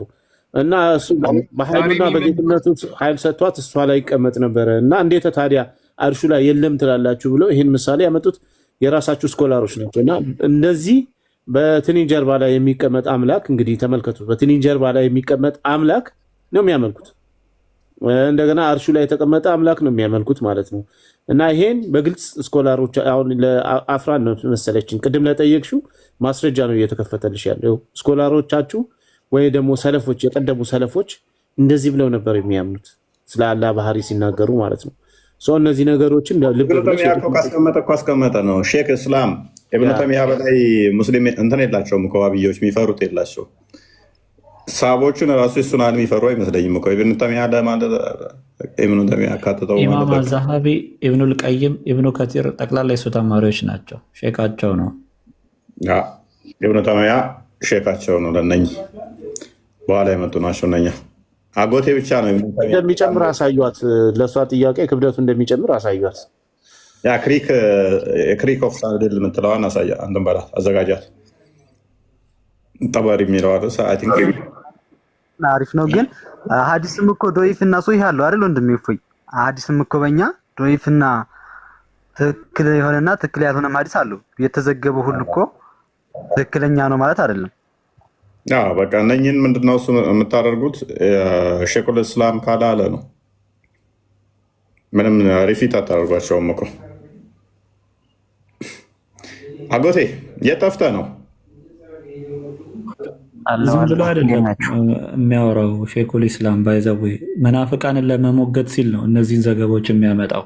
በብዛት መጽሐፍቶቹ እንደዛ ስለሆኑ ለጃሃሚያዎች ምናምን መልስ። ታዲያ በዳይፍ ሀዲስ ሃይማኖት ዲፌንድ ይደረጋል እንደ ሞጋ አስብ እንጂ ሃይማኖቱን ለመከላከል አምጥቶ ሀዲስ የሚጠቅስ ከሆነ ኦልሬዲ የታመነ ሀዲስ ያመነበትን ነው ማለት ነው።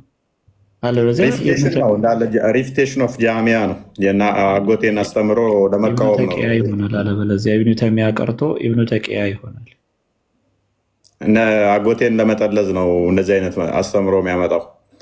ምክንያቱም ዋብያዎቹ ይህንን እንትን ስለሚደግፉ አርሹ ላይ ያለ ከአርሽ በላይ ነው ምናምን እንደዚህ ብለው ስለሚያምኑ ሀባሾቹ ደግሞ ያንኛውን ስለማይቀበሉት ስለዚህ ተሸከመ ምናምን የሚለውን ሀባሾቹ ስለማይቀበሉ እነሱን ሪፊት ለማድረግ ነው እነ እንትን የሚሉት። የጃሚያ ምላሾች ነው እንዳለ መጽሐፍቶቹ የጃሚያኖች ምላሽ እና እንደዛ ነው። አጎቴ ምንድን ነበር ያልከኝ? ቤት ናቸው ተጠፋፋን አይደል? እንዴት ነው አለን? የት ሄደህ ነው? ሶሻል ሚዲያ ቅሜ ነበር ትንሽ ጊዜ ልረፍ ብዬ በጣም ተጽዕኖ አድርጎብኝ ነበርና ራሴ ልፈትሽ ምናምን ብዬ ርቄ ነበር። ገና ዛሬ ነው የከፈትኩ። ምን አይነት ተጽዕኖ መጣብህ?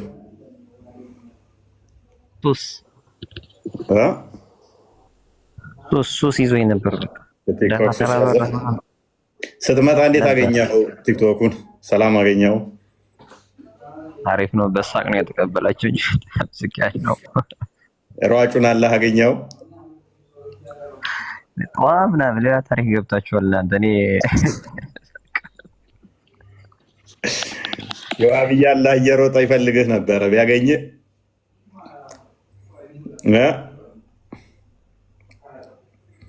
ዋብያውን አህል የሚል አሚት አለ። እውነት ነው። አላህ ነው ምን አባቱ ያመጣል? የዋብያን አላህ ነው እንደዛ ያልከው? ዋብዮቹ ራሳቸው እንጂ ምን አላህ አላቸው አላቸው እንዴ? የላቸውም እኮ። ኧረ ተው፣ እዚህ ጋር ያሉት እንዳለ ዋብያ ናቸው። አምላካቸውን ምንም አያመጣም ብለህ ያው እንዳይልኩብህ የሚሮጠውን አለ። እንዴት አየኸው ግን የሚሮጠውን አለ?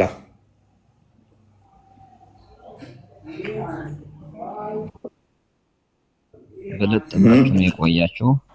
አንደኛ ታውቃለህ፣ እኔ እንዳይልኩብህ ምናምን አንድ አላህ ብቻ ነው ያለ ዓለምን የፈጠረ። ሌላው ስሙ አላህ እያለ ሲፈልግ ነው እንደምትገልጹት እዚህ ላይ ያለ እያሉ እንትን እንደሚሉት አሁን እንዳልከው እሱን አይደለም አላህ ማለት።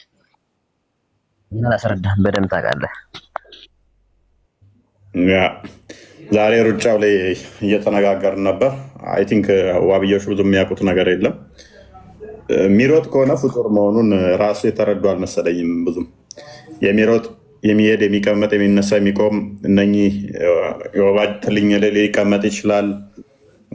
ሲሸከሙት ከበዳቸው ምናምን እንደዚህ አይነት የፍጡራን ባህሪዎችን የተሰጠው ጭንቅላት ይኖረው አይኖረው አናውቅም ነገር አለው ብለው የሚከተሉት አካል ፍጡር እንደሆነ እየነገርናቸው እንኳን ስቲል የሚያገባቸው አሉ። በጣም አስቸጋሪ ነው እና አይነስ የምታሳየው አለ። ክርስቲያን ቀጥል።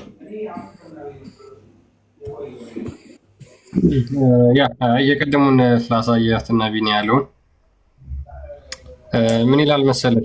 የአላህ ክብደት ሲቀመጥበት አርሹ እንደሚጮህ እዚህ ጋር ጠበሪ እሱም ጥንታዊ ነው በጣም ከሙሐመድ በኋላ ከ300 ዓመት በኋላ የነበረ ሰው ነው። ምን ይላል መሰለሽ? ኢንዲድ ሂዝ ትሮን ኢንኮምፓስድ ዘ ሄቨን ኤንድ ኤርዝ፣ ምንድነው? አርሹ ሰማያትና ምድርን ያካብባል። ኤንድ ሂ ሲትስ አፖን ኢት፣ እሱ ላይም ይቀመጥበታል። ኤንድ ዜር ኢዝ ኖት ሞር ዛን 4 ፊንገር ዊድዝ ኦፍ ኢት፣ ከተቀመጠበት በኋላ የአራት ጣት ያህል ትርፍ እንኳን አይኖረውም ማለት። ኢንዲድ ኢት ሃዝ ኤ ክሪኪንግ ሳውንድ ላይክ ኤ ክሪኪንግ ኦፍ ኤ ኒው ሳድል ዌን ኢት ኢዝ ማውንትድ ዲው ቱ ኢትስ ዌይት፣ ይሄ ሲጢጢጥ እያለ የሚጮህ ድምፅ ይኖረዋል ሲቀመጥበት ማለት ነው። ይሄንን አስቀምጠዋል። ይሄ ራሱ ምንድነው የፍጡር ባህሪን የሚያሳይ ነው። አንድ ነገር ሲቀመጥ እኔ ስቀመጥበት አሁን ይሄ እንዲህ ስቀመጥ ሲጢጥ የሚለው ክብደቴ ሲያርፍበት ፍጡር ስለሆንኩ ነው፣ ስለምከብደው ነው፣ እሱም ስለሚከብዳኝ ነው። ስለዚህ ኢብኑ ተይሚያ ደግሞ እንዳስቀመጠው ልክ ሲያነሱት ከበዳቸውና በጉልበታቸው ወደቁ ይለናል። ይሄ ግዙፍ ነገር የሆነ አለት ነገር አለ፣ የሆነ ድንጋይ ነገር የሚከብድ ነገር እንደዛ ነው በቃ የሚነገረው። ይሄ መክበድ ምናምን የፍጡር ባህሪ ነው። ግራቪቲ ማተር ያደርገዋል እኮ ማለት ነው። ያ ግራቪቲ እንትን ብረውን ነው ፍሎት የሚያደርግ ቢሆን ኖሮ ኖርማሊ ፍሎት እያደረገ ቢሆን እነሱም አይወድቁም ነበር እኮ። የከበዳቸው እኮ ስፔስ ላይ ሆነ እንኳን እንትን ምድርን ብትሸከማት ራሱ ምንም እንትን አይልህም እኮ፣ ፕሬዠር አያሳርፍብህም እንትን ስለሌለ ግራቪቲ ስለሌለ። ስለዚህ እዛ ራሱ አላህ ላይ ግራቪቲ ይሰራበታል ማለት ነው። ግራቪቲ ይስበዋል ማለት ደግሞ ፍጡር ነው ማለት ነው። እና ስፔስ ላይ ብትሄዱ ምንድን ነው እንዲህ ተሳፋ አይደለም እንቀረው ትንሳፈፋለህ። ምንም አንተ ላይ የሚያሳርፍብህ ፕሬዠር እንትን የለም ግራቪቲ ስለሌለ። እዚህ ግን የሆነ ነገርም ብወረውር ይወድቃል። ለምን? ግራቪቲ ስለሚሰባው ወደ ምድር። ታዲያ አላህ ወደ እነሱ ላይ መጥቶ እላቸው ላይ ፕሬዠር ማሳረፍ እና እነሱ የሚከብዳቸው ከሆነ እሱ መሸከም ስበት ኃይል አለ ማለት ነው። እሱ ላይ ግራቪቲ ይዛለ፣ እነሱ ላይ ኤግዛክት የሚሆን ፕሬዠር አለ ማለት ነው። ቀጥል ክርስቲያን። በመጨረሻ 2 ቪዲዮዎችን ላሳያችሁና እኔ ጨርሳለሁ። ምንድነው እንግዲህ ያው ከሰሞኑ እየተፈጠሩ ያሉ ነገሮችን በደንብ ያስተዋላችሁ ይመስለናል። ዞሮ ዞሮ በተለይ በሁለቱ በአህባሽና በውሃቢያ መካከል ያለው ልዩነት በደንብ በስፋት የታወቀበት መሬት ላይ ወርዶ የታየበት ሁኔታ ነው የተፈጠረው።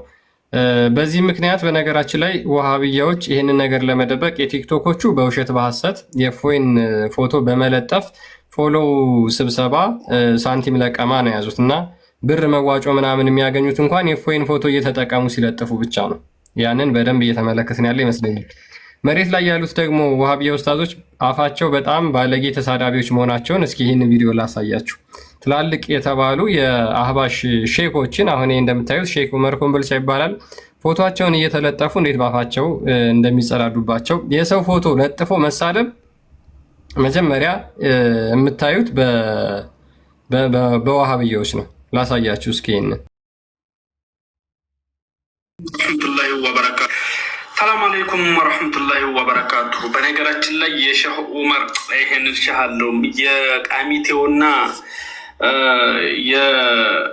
የአጭበርባሪው ልጆች እንዴት ናችሁ? ደህና ናችሁ አይደለ? በነገራችን ላይ እንዲህ ብን አለባችሁ፣ እንዲህ ቆላችሁ። በነገራችን ላይ ምንም ብትንጫጩ ከሜርቃን አላወጡ እንደዚህ ያዙ ይልቀቁኝ ተብሎ 50 ጭጋራም ሁላ ማለት ነው። ምንም መጣ እንደዚህ ነው እየሰደቧቸው ያሉት። ያ ምንም ማድረግ አልችልም እንግዲህ ምንም ማድረግ አልችልም። ዋሃብያ እንደዚህ ልቃፍ ባለጌ ክፍታፎች ናቸው። ይህ እኮ የጨዋ ቃል ነው። ነብዩ ከተሳደበው ወይ ደግሞ ከተናገረው አንጻር ይሄ በጣም ጨዋ ነው። እንደውም እነዚህ ባለጌዎች ናቸውና ይሄንን በጣም አባሾች ደግሞ ያው በጨዋነት ለዘብተኞች ስለሆኑ መልስ እየሰጧቸው ነው። መልስ ሰጥተዋቸዋል። በጣም ለዘብተኞች ስርዓት ያላቸው አንጻራዊ እነሱ ናቸው። ለአካል አምላኪዎች አድርሱልኝ። ምናልባት ቢጠቅማቸው ብዬ ነው። የሚሮጠውን ጌታ የምታመልኩ ሰዎች አንዳች የሚያክሉ ተሳዳቢ ሰዎች እያመጣችሁ የምታሰድቡን ለምንድን ነው? ስለ ቁርአን ስለ ሐዲስ ትነሳባችሁ አንጫታም አመውልዲያም አመድረሽ ትላላችሁ። እኔ የምነግራችሁ ነገር ይህ ሁሉ ሆሆባዩ ይቀራል። ነገ ብቻችሁን ነው የምትጠየቁት። አላህ ልትፈሩ ይገባል። እውነታን እየተከተልን ብንሄድ ይሻላል። ስለዚህ ይህ የምታመልኩት ጣዖት ነገ እሱም ጀሃነም ገቢ ነው። ይህ ልቦለድ ነው። አላህን ፍሩና ወደ አላህ ተመለሱ። ሐቅ ይዘናል ታላችሁ ደግሞ ቁርአንና ሐዲስን ወደሚያውቁ ሰዎች ንቶሎ እናንተ የምታመልኩት አላህ ነገ ገሃነም መግባቱ አይቀርም፣ ከምታመልኩት ጣዖት ራቁ እያሉ እነዛ ጥሪያቸውን ቀጥለዋል። እንግዲህ መጨረሻውን የምናየው ይሆናል ማለት ነው።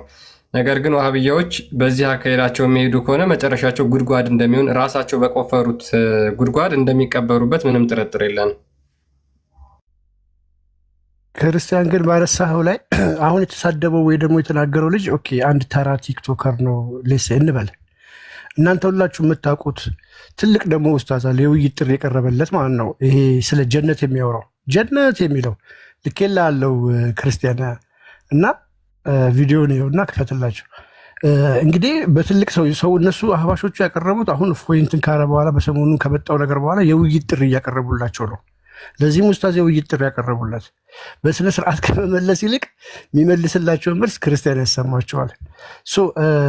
አሁንም እፎይ የተናገራቸው እፎይ ያላቸውን ቃላቶች በሙሉ እዛው እስልምና ውስጥ ያሉ ትልልቅ ኡስታዝ ያሉ ንግግር እውቀት ከፈለጋችሁ እየለመኗችሁ ነው። ለምን አትሄዱም? ለምን አትወያዩም ከነሱ ጋር? እኛ ሰርተን ጨርሰናል። የቤት ስራችንን መስራት ያለበትን እፎይ ሰርቷል። ማሳየት የሚፈልገውን አሳይቷል። ድፍን የኢትዮጵያ ሕዝብ መነጋገሪያ ሆኗል። ብዙ ሙስሊሞች ምን ላይ እንደቆሙ እንዲገነዘቡ ነበር ማድረግ ዓላማው። አድርጎ አሳክቶ ጨርሷል። ስለዚህ ከሱ ጋር ከእፎይ ጋር የሚያነጋግራችሁ ምንም ጉዳይ የለም። እዛው እናንተው ጋር እየጠየቋችሁ ነው። አውሯቸው። ውይይት የምትፈልጉ ከሆነ አንሌስ ሽቀላ አምሯችሁ ወይ ደግሞ ምናምን ፈልጋችሁ ከሆነ ኦፍኮርስ ዊ ነው አንድ ነገር እናውቃለን። የእፎይ ስም ካልጠራችሁ ማንም አይሰማችሁ። አንድ ሰው ነው የማይሰማችሁ።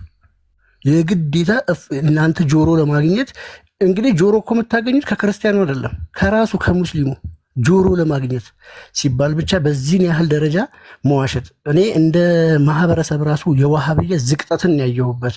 ቢኮዝ አንድ ሰው እንኳን ኖ አትዋሹ ብሎ አይወጣም። ከልጅነታችን ጀምሮ እኮ ስናድግ እኔ ከእስልምና ነው የወጣሁት።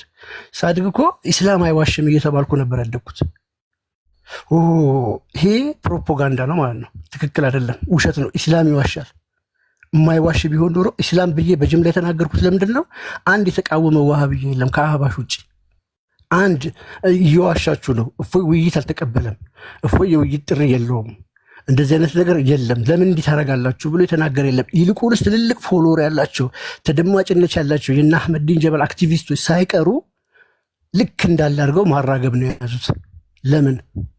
ለምን ሲባል ውሸት በስነ ስርዓት በእስልምና ውስጥ እንደሚፈቀድ ይሄ ግልጽ ማሳያ ነው። ግልጽ ነው። በቃ ምንም የተደበቀ ነገር የለውም። አንዲት ቢኮዝ አንድ ሰው እንኳን ለምን ትዋሻላችሁ ያለ አባት እንኳን የላቸውም ነው ብላችሁ እፎይን ለመናገር ግን ቁጥባ ላይ ማለት ነው ጁማ ላይ ቁጥባ ይዛችሁ የእፎይን ስም ትጠራላችሁ። በእርግጠኝነት ዘንድሮ የእፎይን ስም እንደጠራችሁት የአላህና የመሐመድን ስም አልጠራችሁም። ስታቲክስ ቢሰራና ቢቆጠር ማለት ነው። ስለዚህ የዚህ ያህል ተጽዕኖ እንደደረሰባችሁ ግልጽ ነውና ይሄ በአደባባይ ላይ የምናየው ሀቅ ነው። እኛ ምንም ልንረዳችሁ አንችልም። እግዚአብሔር እኛ እናንተ ለማብሸቅም አይደለም ለመበሻሸቅም አይደለም የመጣ ነው። እናንተን ከጨለማ ማውጣት ነው። እናንተን ማዳን ነው። እናንተን እይታችሁን በደንብ እንድታስተካክሉ መቀየር ነው። አይ ማየት አልፈልግም ያለ ሰው ካልሆነ በስተቀር ይህንን ሀቅ እዚህ ሜዳ ላይ የተዘረገፈውን ሀቅ ማንም ሊክዱ አይችልም። የምትኮሩበት ኡስታዝ መጥቶ አንድ ሀዲስ አልተቃወመም። አንድ ሀዲስ እፎይ እና እሱ ተወያዩ። እፎይ የክርስትናን ትምህርት በትክክል አልተናገረም ብሎ አንድ ሰው አንድ ክርስቲያን ወጥቶ ሊናገር አይችልምም፣ አልተናገረምም።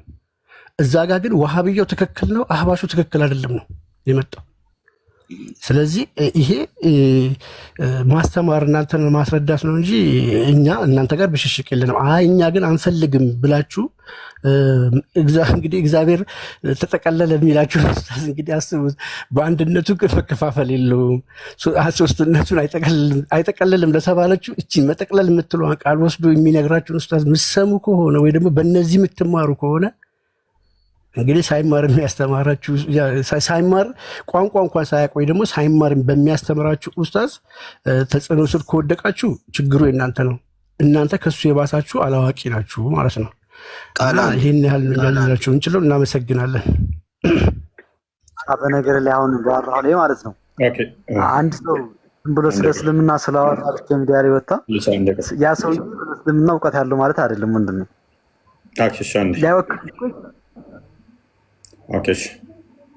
ያ ግለሰቦችን እንተዋቸውና ቃል ተብሎ መጣ። በቃ እንደማያቃጣየ ነው ዛሴት። ዋናው ነገር ምንድነው? እሱ ማወቅ ያለባችሁ አሁን ላይ ጥሩ ነው፣ ጥሩ መነቃቃቶች አሉ። ብዙዎች እየጠየቁ ነው። ብዙዎች እኛ የምንፈልገው እንዲጠይቅ ነው። ሰው አይምሮውን እንዲጠቀም የማድረግ ስራ እንጂ ማንንም የማስገደድ እንትን የለውም። እኛ ደግሞ ክርስቲያኖች ነን። ድራማ የምንሰራበትም ቤት አይደለም፣ ቤታችን ነው።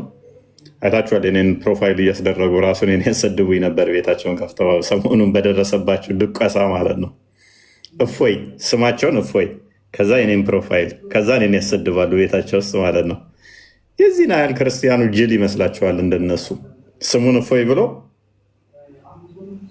የኔን ፕሮፋይል አድርጎ ከዛ እኔን የሚሳደብ እነሱ ቤት ገብቶ እንደዚህ ጅል ይመስላችኋል? ክርስቲያኑ ኢቨን የሆነ ቴክስት ክርስቲያን አለ ሜይ ቢ እሱን ብታሳያቸው እንደውም እርስ በርስ እየተጻጻፉ ልክ እኔ እንደጻፉ አድርገው ላይ ይለቃሉ። አንብበላቸው። ያ የእፎይን ፕሮፋይል አድርገው ነው እንግዲህ ቴክስት እየተጻጻፉ ልክ እፎይን ነው በማለት ማለት ነው አስመስለው። እኔ ምን አይነት አጭበርባሪ ሰይጣን እንደተጠናወታቸው ነው የሚገርመኝ ማለት ነው። እና ምንድነው እፎይ ማታ ይምሩ ሲጠብቅ ለምን ቀራህ አይነት ነገር ይጠይቁታል። ከዛ ኧረ እኔ አልችለውም ወገኔ ሁሱንም በግድ ነው ማለት እችላለሁ ትሌለ እንዴ? እንደዚህ እነሱ ናቸው ይህን የሚሰሩት። የሚገርም ነው። አዎ እችላለሁ፣ ግን እኔ ካልመጣው ሰው ሁሉ ወደ እስልምና እንዳይሄድ ሰግቼ ነው ወገኔ። እመነኝ እፎይ አንተን በቅርቡ ትሰልማለህ። ምን ይላል እዚህ ጋር? ወገኔ እኔም ለራሴ እስልምናን እየተማርኩ ነው፣ የምናይ ይሆናል። እሺ እፎይ እንጠብቅሃለን በቅርቡ። ይህንን እያደረጉ ይህንን እየጻፉ አካውንቶቹን አሳያቸው። ሙስሊሞች ናቸው አሁን እንደዚህ እያደረጉ በእኔ ስም እየከፈቱ እፎይ እንደዚህ ያለ ብለው ይፖስታሉ። እንደዚህ አይነት ቆሻሾች ጋር ማውራት በራሱ አስጠላም። በኢየሱስ ስም አይሰለችም? ከእንደዚህ አይነት ቆሻሾች አንድ ቀን ሁላችሁም ወደኛ ትመጣላችሁ። እሱ ግልጽ የምር መጨረሻ ላይ ማለት ነው። አምላክ ለማድመቅ የምንመጣው ሊስፋደርበኝ አፍራሁን አይምሯ ተነክቶባታል። አይምሯ ተነክቶባት ነው ይሄን ያለችው። አይነውታል። እንደዚህ አይነት ቆሻሻ ነገር ጤናማ እንዳልሆነ ገብቶች ነው። በሰው ስም አካውንት ከፍቶ ፕሊስ አንደርቡኝ ፕሊስ አደረጉ ያንተን ፕሮፋይል አድርጎ በአንተ አካውንት ከፍቶ ሰው እንደዚህ ቢዋሽብህ እንኳን እኔ አንተ ያስጠላሃል። እንኳን ብዙ ተከታይ ኖሮ እንዲምሰረተውና ያውም ንጽጽር ሃይማኖት አስተምራለሁ የሚሉ እንደዚህ አይነት ድራማ ሲሰሩ በጣም የሚሰለቸው በጣም ነው የሚቋቅ የሚለው። እኔ ልቤ የምለምነው ጌታን የምለምነው እንዳልጠላችሁ ነው። እናንተ ፐርሰናሊ በሰውነታችሁ እንዳልጠላችሁ፣ ሙስሊሞች የሚባሉትን እንዳልጠላቸው ነው። በጣም ጸያፍ ነገር ነው የሚያደርጉት። ይሄ ጸያፍ ነገራቸው እነሱ ሰውነታቸውን እንዳልጠላ ሁሌም ጸሎት አደርጋለሁ። ሰውነታቸውን እንዳልጠላ ድርጊታቸው ሰውነታቸውን እንድጠላ እንደዛ እንዳይጋብዘኝ ሁሌም ጸሎቴ እሱ ነው። እኔ ብቻ ሳይሆን ሌሎች ሰዎችም እንደዚህ አይተው እኔ የሚያዳምጡ እኔ የሚሰሙ እንዳይጠሏቸው ራሱ ጸሎት አደርጋለሁ። እንግዲህ አሁን ከነኚህ ምን ብትማር ነው? እለት ዕለት እኛ አይታችኋል። አንዲት እንዳትዋሹ፣ ድራማ እንዳትሰሩ አይቻልም። ወንጀል ነው፣ ኃጢአት ነው እንላለን። በስማችን አካውንት ከፍተው ቤታቸው ላይ አስቀምጠው ይሰድቡናል። እኛ እኮ ቤታቸው የለንም፣ በስማችን ከፍተው ነው። ቴክስት እንደዚህ እየተጻጻፉ ሪከርድ ያደርጉና ይፖስቱና እፎይም ያው እስልምናን እየተማርኩ ነው ልሰልም ነው አለ ይላሉ። በቃ ከእንደዚህ አይነት ደናቁርት ጋር ራሱ ማውራት በጣም ሶሪ፣ በጣም ሶሪ። ከእንደዚህ አይነቶቹ ጋር ከእንደነኛ አይነቶቹ ጋር በጣም የሚያስጠላው በጣም ቋቅ ነው የሚሉት። እለት እለት የሚዋሹ እለት እለት ውሸት። ምን ቢያስተምረውቸው ነው መምህራኖቻቸው ውሸታ፣ ተከታዮቻቸው ውሸታ። በጣም የሚያስጠሉት፣ በጣም ነው የሚቀፉት።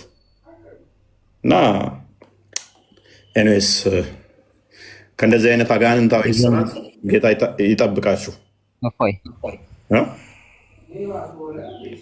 ምን አልክ?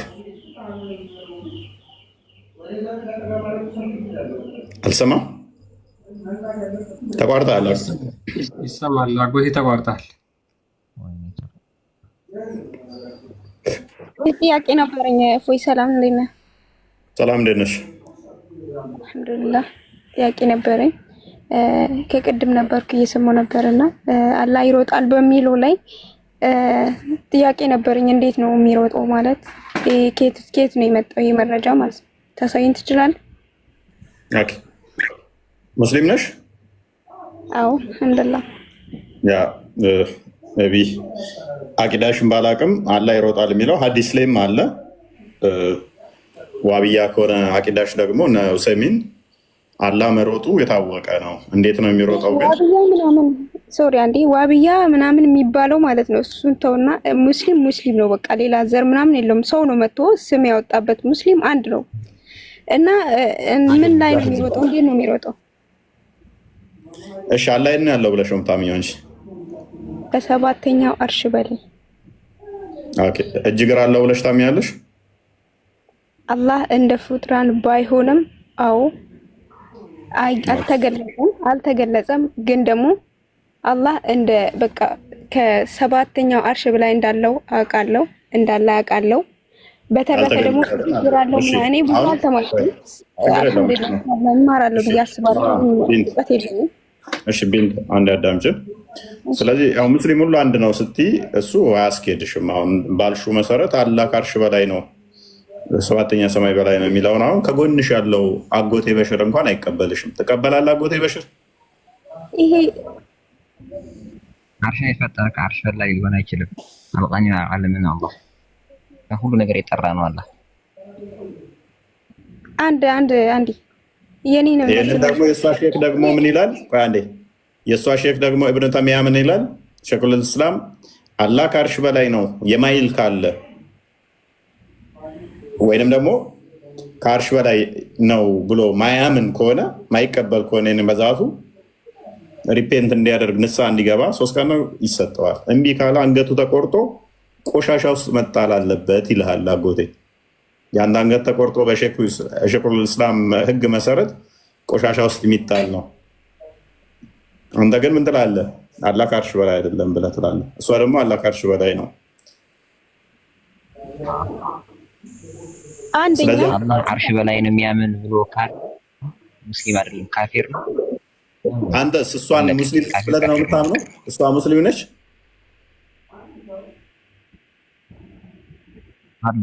ነኝ መንፈስ ነው እንጂ አይደለች። አቂዳ ልጅነት ነው። እፎይ የኛ ልጅ ሰባሰብ ተያይዛችሁ አጠይቀችኝ ምሮጥበት እንጂ እሷም ደግሞ እኔ ምንም ከአቂዳ ውጪ እኔ አሁን የጠየኩትን ጥያቄ ብቻ ማለት እኔ መቆየት አልፈልግም። በቃ አንዴ እፎይ እዚህ ጋር ማለት ነው። እዚህ ጋር አንዴ እንትን ስጡኝ።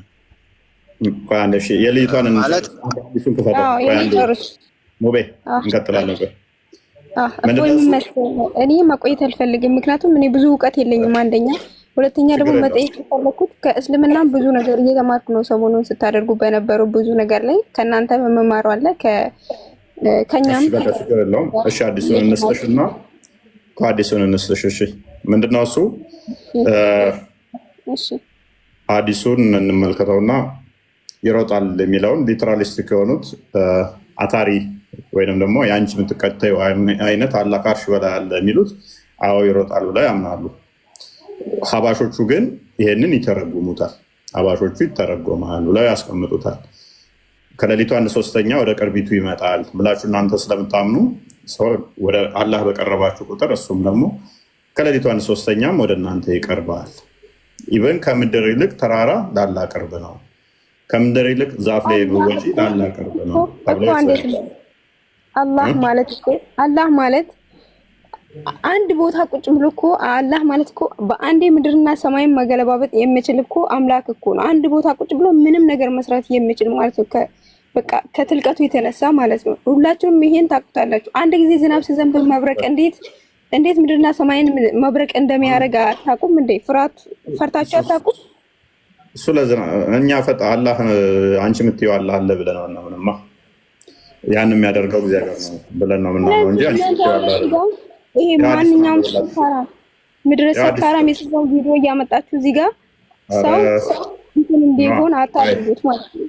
ሁሉንም ስታመጡ የነበረው ቪዲዮ አቃጥላለሁ ምድረ ሰካራሞች ማለት ነው። እንደዚህ አይነት ቪዲዮ አንተን እየሰደብኩ አይደለም። ይሄ ምድረ አውቀው ጥምጣም ሰርቶ መጥተው እኔ ሀጂ ሙፍቲ ሰካራም ናቸው። ሀጂ ሙፍቲ ሰካራም ናቸው። እህታችን ያረፉት ልብሳቸውን ይመረው ሌላ እምነት ራሱ ምንም መስጠትና ተሳደቡ አጎቴ አንድ ጊዜ ሙስሊም ነበሩ። ሀጂ ሙፍቲ ሰካራም ናቸው። እህታችን ሙስሊም ሆኖ ተወለዱ፣ ሙስሊም ሆኖ ሞቱ። አልሐምዱሊላህ። ኡስታዙ ሙፍቲ ምን አሉ ነው? ያንቺን እምነት ካፊር ነው ይላሉ፣ አይቀበሉትም። አይ እሱ አንድ አላህ ብቻ ሌላ አምላክ የለንም። ሙስሊም ነን፣ አንድ አምላክ ብቻ ነው ያለን። ግን ምንድነው ይሄ አሁን መተው አከፋፈል ምንድነው? ዋብያ ምናምን ይላሉ። እኔ ሙስሊም ነኝ። ቢንት እስላም እያወቅሹ ስላልሆነ እኮ ነው። አሁን አንቺ ከአርሽ በላይ ነው አልሽ። ሀጂ ሙፍቲን ደግሞ ተቀዳሚ ሀጂ ሙፍቲን ሙስሊም ናቸው አልሽ። እሳቸው ደግሞ አላህ ከአርሽ በላይ ነው የሚል ካፊር ነው ሙስሊም አይደለም ብለዋል። ሙስሊም አይደለም ያሳዩ ያሉበትን ፓርት አሳዩ። ሙስሊም አይደለም ብለዋል። ሙስሊም አይደለም ያው ልጃቸው እኮ ከጎንሽ ተቀምጦልሻል። የተቆረጠ ቪዲዮ ሳይሆን ማለት ነው። ከምን የተነሳ እንዳሉት ደግሞ ማወቅ ፈልጋለሁ። ሙሉ ቪዲዮ ነው የምፈልገው። ጥያቄ ነው የተጠየቁት። አላህ ከአርሽ በላይ ነው ማለት ይቻላል የሚል ጥያቄ ነው የጠየቅሽውን። መጀመሪያ መልስልሻል። አሁን ሌላት አደረው አንዴ ጥያቄው ምንድነው? አላህ ከአርሽ በላይ ነው የሚሉ ምንድነው እሱ ተብሎ ነው የተጠየቁት። በቦታ በአቅጣጫ ገልጸው ይህን የሚናገሩ ምንድን ናቸው ተብሎ ተጠይቀው እንደ መጨረሻ ማለት ነው እናሳጥረውና አላህን በቦታና በአቅጣጫ አንድ ሰው ከገለጸ እስልምና ውስጥ ይቆያል። እንደ መጨረሻ ማለት ነው። አጭር መልስ ነው ያለው። ምን አልሰማሁትም። ምንድን ነው? ይከፍራል። አላህ ይከፍራል? ኧረ ተው፣ የሌላ ሰው ድምፅ አታስገቡ። ምንድን ነው ሀሳባችሁ?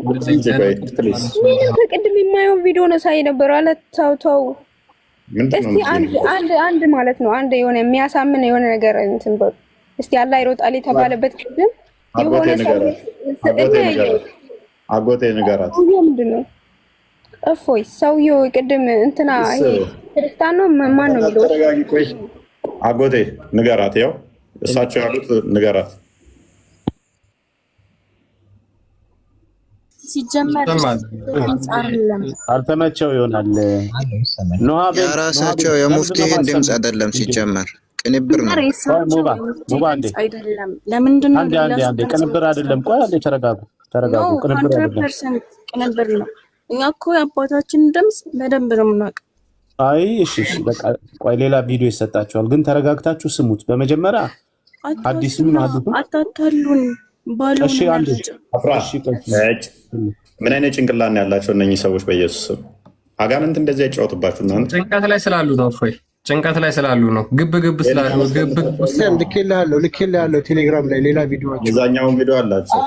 እስቲ እንዲህ አድርገህ አሳየን ሳይቋረጥ። አዳምጪ እስቲ በእናትሽ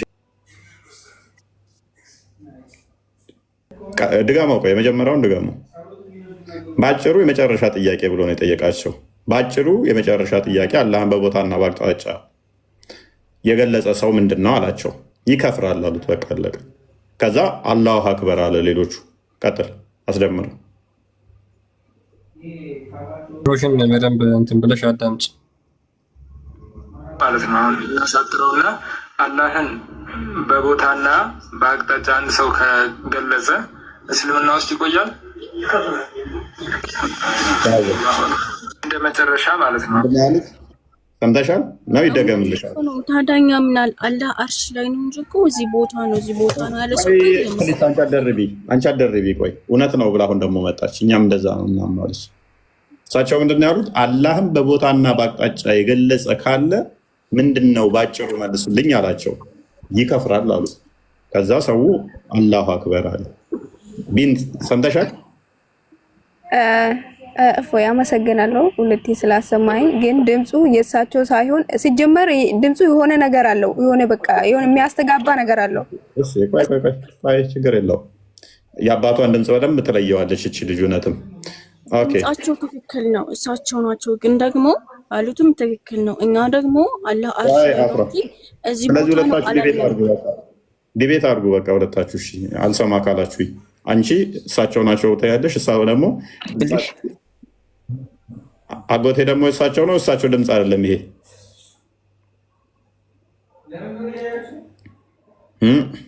እኔ ልድገምልሽ እያለሽ ነው። ምን እኮ በዋናነት እፎይ እዚህ ጋር ማለት ነው እነዚህ ማናቸውም ሌላ ቪዲዮ ደግሞ እንጨምርላችሁ። ከአርሽ በላይ ደግሞ ተብለው ተጠይቀዋል። ቢንት ምንድነው አይሚን አፍራ ምንድነው አርጉመንቷ? እኛ በቦታና በአቅጣጫ አልገለጽንም እሳቸው ብለውታል። አዎ ይከፍራል ብለዋል። ቆይ አንተ ኔትወርክ እያስቸገረ ነው አጎቴ። በአቅጣጫና በቦታ ከሆነ ይከፍራል ብለዋል። አፍራ ምን እንያለች ነው? እኛ በቦታና በአቅጣጫ ስላለ አጎቴ ኔትወርክ እያስቸገረ ነው። ሎክ በቦታና በአቅጣጫ እኛ ስላላልን ችግር የለውም እሳቸው እንደዛ ቢሉም ብላለች። ማ አፍራ ከአርሽ በላይ ደግሞ ተብሎ ሲጠየቁ መልስ አስደምጣት።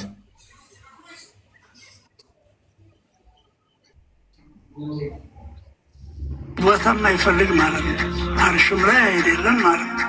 አርሽ ላይ ነው ታረ ሰውየው ከድና ስለሚወጣል። አላህ ከቦታ የጠራ ጌታ ነው። አላህ ተከይሽ የጠራ ጌታ ነው። በቀኝ ነው ተው ቢንት እስላም እየሰማሽ ነው? እሺ ምን አሉ? ምን ቪዲዮ ቦታ የጠራ ነው። አርሽ ላይም ነው ካለ ከእስልምና ይወጣል፣ ይከፍራል። የእሳቸው ድምፅ ነው አይደለም? ይሄ የእሳቸው ድምፅ ትክክል። ስለዚህ እንዳንቺ አስተምሮ ከሆነ ከእስልምና ወጥተሻል። በእሳቸው አስተምሮ ለኝም ብያለሁ እኮ ከአርሽ በላይ ነው። ከአርሽ በላይ መሆኑን ደግሞ ወጥተሻል። ይወጣል ከእስልምና አሉ። እንደዛ ሚል ይወጣል ከእስልምና። ኤኒዌይስ ወደ ሩጫው ተመለስ ክርስቲያን። አንድ እሺ፣ ሌላው ደግሞ የታለ በስዕሉ ቅድም የሆነ ስዕል አምጥታችሁ አለ ቤንት ስሚማ፣ ቤንት ቦታ ብለዋል እኮ አርሽ ቦታን አይደለም የሚያመለክተው፣ አቅጣጫን አይደለም የሚያመለክተው ወደ ሰማይ። ከሰባተኛው አርሽ በላይ ከአርሽ በላይ የሚሉ አቅጣጫን ያመለክታል። በአቅጣጫንም የሚሉ አርሽም ላይ ነው የሚሉ ከእስልምና ይወጣሉ ያሉ። እናንተ ደግሞ አቅጣጫ ታመለክታለች፣ ከሰማይ በላይ የሚለው ማለት ነው። ቦታን ታመለክታለች። ለመጨረሻ ጊዜ 15 ሰከንድ ነው አዳምጡትና ከዛ በኋላ የራሳችሁን ጀጅመንት ውሰዱ ሙስሊሞች። ያ ከመድገም በፊት ግን ክርስቲያን ይሄ የእፎይ ዲቤት ማለት ነው። ራሱ ሙሉ የእፎይ ዲቤት ነው። ከግራ ነው ከቀኝ ነው አይባልም ነው ያሉት። እፎይ ሲጠይቀው ግራ እጃለሁ ቀኝ እጃለሁ ሲሉ አልነበረ? እፎይ የተናገራትን እያንዳንዷን ቃል የሚዘረዝሩት እና በደንብ ብቻ ልብሽን ከፍተሽ ለመስማት ሞክሪ የሚሉትም ማለት ነው። ከልብሽ ቀጥል ክርስቲያን። ይቅርታ የማይፈልግ ማለት ነው። አርሽም ላይ አይደለም ማለት ነው። አርሽ ላይ ነው ታረ ሰውየው ከድናል ስለሚወጣል። አላህ ከቦታ የጠራ ጌታ ነው። አላህ ተከይሽ የጠራ ጌታ ነው። በግራ ነው፣ በቀኝ ነው፣ ከኋላ ነው፣ ከፊት ነው፣ ከላይ ነው፣ ከታች ነው ይባላል። ቦታ የማይፈልግ ማለት ነው። አርሽ እኔስ ከላይ ከታች አይባልም፣ ከቦታ አይፈልግም። ስለዚህ አርሽ ላይ ነውም ካለ ከአርሽ በላይ ነውም ካለ ይወጣል ከእስልምና። እሳቸው የአንችን አቂዳ የሚከተሉ አይደሉም። ከአጎቴ ጋር ነው የሚመሳሰሉት። እሳቸው እናንተን እንደ ሙስሊም አያችሁ። እነሱ አላህ እጅ እግር አለው ባት አለው ይሮጣል ብለው አያምኑ። ዛሬ ደግሞ የሆነ ቪዲዮ እኛ በዚህ ሰውዬ እኮ አናምንም። እሱ እኮ አይመራንም። እኛ የምመራን ቁርአን ነው። ቁርአን እንጂ እሱ አይመራንም። እኛ እሺ፣ እሳቸው ሙስሊም ናቸው? እንመራም እኛ ሙስሊም ናቸው አይደሉም? ሙስሊም ናቸው እና እሳቸው በራሳቸው ያወጡት እሳቸው ሙስሊም ናቸው እና እሳቸው እንደዛ ስላሉ እኛ ቁርአንን ግን በእሳቸው መመራት አለብን። ሙስሊም አይደለሽም ብለዋል እነሱ ደግሞ። እኔ አልሐምዱሊላህ እኔ ሙስሊም ነኝ። አልሐምዱሊላህ እሳቸው ስላሉ ከእስልምና ሊያወጡኝ አይችሉም። አላህ ሙስሊም አድርጎ ፈጥሮኛል። አልሐምዱሊላህ እሳቸው ያንቺን አላህ ማንም ሊነጥቀኝ አይችልም። ሱመያ ያንቺን አላህ ደግሞ እነሱ ፍጡር ነው። እሱ ሊነጥቀኝ አይችልም። እሱ ሊነጥቀኝ አይችልም። ተረጋጊ። እኔ እኮ የነጥቅሻለሁ። እሱ ይበል። እሱ ለራሱ ነው ለራሱ የቀረጸው ነው እኮ። ተረጋጊ እኮ ያንቺን እሱ ራሱ ይከፍራል። ኦኬ። ስለዚህ አጎቴ እንዳለሽ አሁን ካፊር ያለው ሰውዬ ከአፉ የወጣው ወይን ወደ ሰውየው ይሄዳል ትክክል ከሆነ ወይንም ደግሞ ከተሳሳተ ወደ ራሱ ይመለሳል አይደለ? እሱ ራሱ አንድ ሙስሊምን ካፍር ብሎ ከጠራ እሱ ራሱ ከእስልምና ይወጣል። ሲጀመር ቁርአን ላይ አላህ ከአርሽ በላይ ነው እያለ ቁርአኑ አላህ ከአርሽ በላይ ነው እያለ ራሱ ባወጣ ህግ አላሁ መውጁድ ቢላ መካን ካለ ራሱ ባወጣ በሱ መንገድ ካልተከተል ነው እኛ ከፋራ ከሆነ ኦኬ። ግን እኛ ሙስሊም ነን አልሐምዱሊላህ። ስለዚህ እሳቸው ወጥተዋል ከእስልምና። እሳቸው ከእስልምና እናንተ ተከምታ ኢየሱስ እሳቸው ሲጀመር እሳቸው ወጡ አልወጡ እኮ ሄዷል። ከአላህ ጋር ተገናኝቷል። እሱ አሁን እዚህ ላይ የለም አይደል? ዱንያ ላይ የለም አይደል? በስራው ከአላህ ጋር ተገናኝቷል። እሱ አረበከሽ ወገና በቃ ልሸኝሽ ነው። እኔ በነብይና መሐመድ በኢየሱስ ምንድነው አዳምጪ። ማዳመጥ ችሎታ ይኖርሽ ለወደፊትሽ። ምንድነው ድንቁርና እፎይ እድል ስጠኝ። ኦኬ ቀጥልሽ። እኔ የሚለው ቅድም ጀምሬ እያዳመጥኩኝ ነበረ፣ ግን ብቻ ብዙ ላነሳበት የቻልኩት ነገር ብዙም የለም። ለምን አሁን አጎቴም የሚለው ሴቶቹም አልተግባቡም።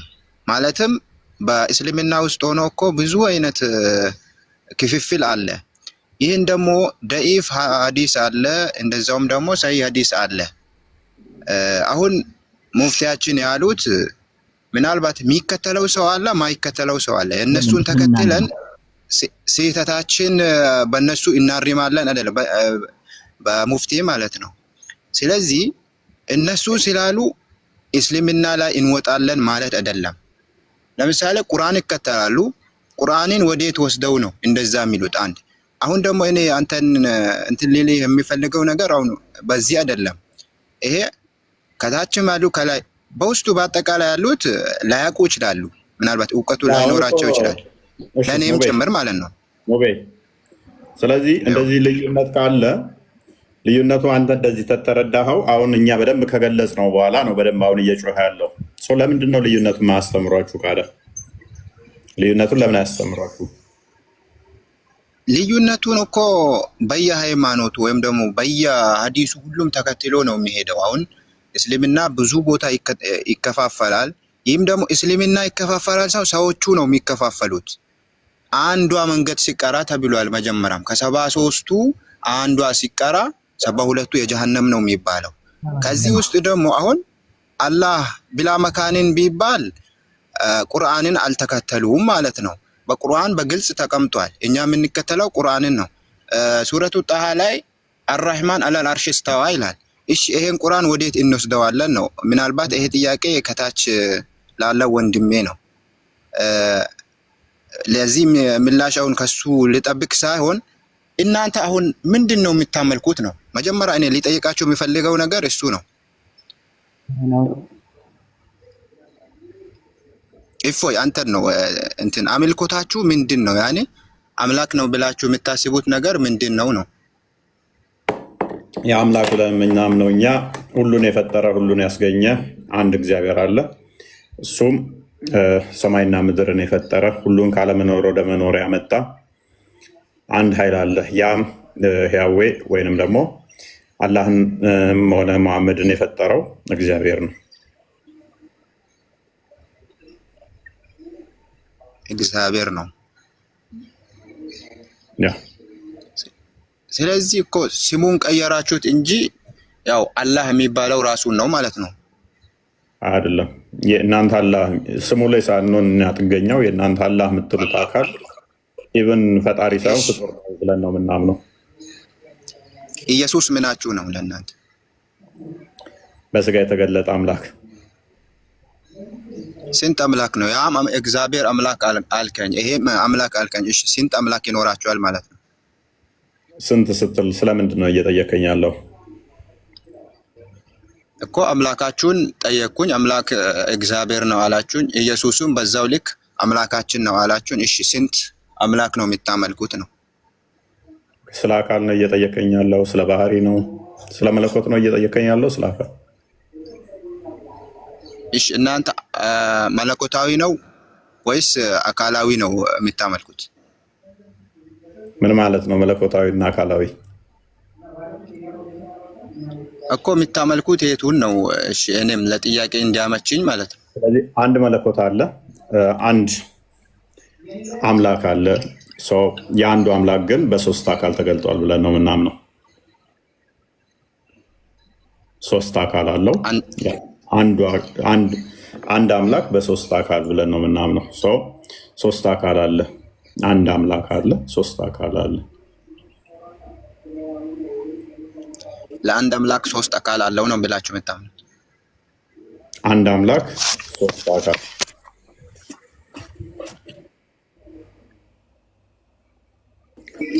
ለአንድ አምላክ ሶስት አካል የሚል ትምህርትም የለንም። እንደዛ አልተባለም።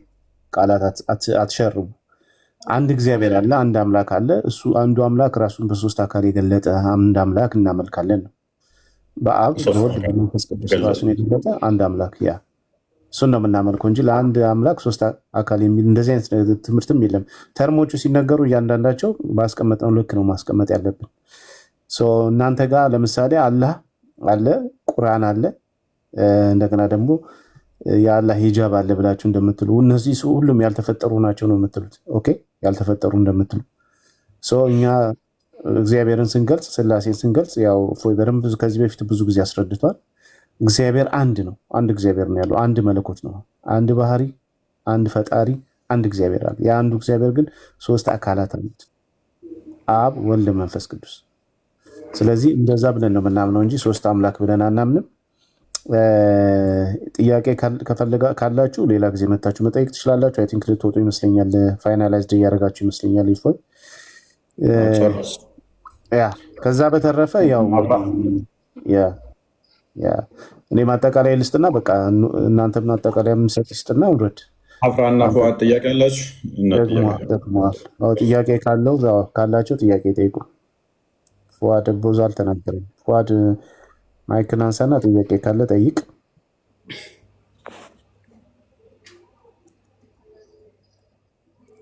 እሺ አፍራን ጥያቄ አለሽ? አፍራን ጥያቄ አለሽ? ሊንክ ጥያቄ የላቸውም ወይም የማይመቻቸውም። እሺ በቃ ኮንክሉድ አድርጉት። በቃ ይብቃል። ያ ይብቃችሁ። ረጅም ሰዓት ነው። ኮንክሉድ ስናደርግ ያው ቅድም የተናገርኩት ነው ለመናገር የምፈልገው። እንግዲህ እፎይ ምናቸውን እንደነካው ባናቅም የሆነ የተነኩት ነገር አለና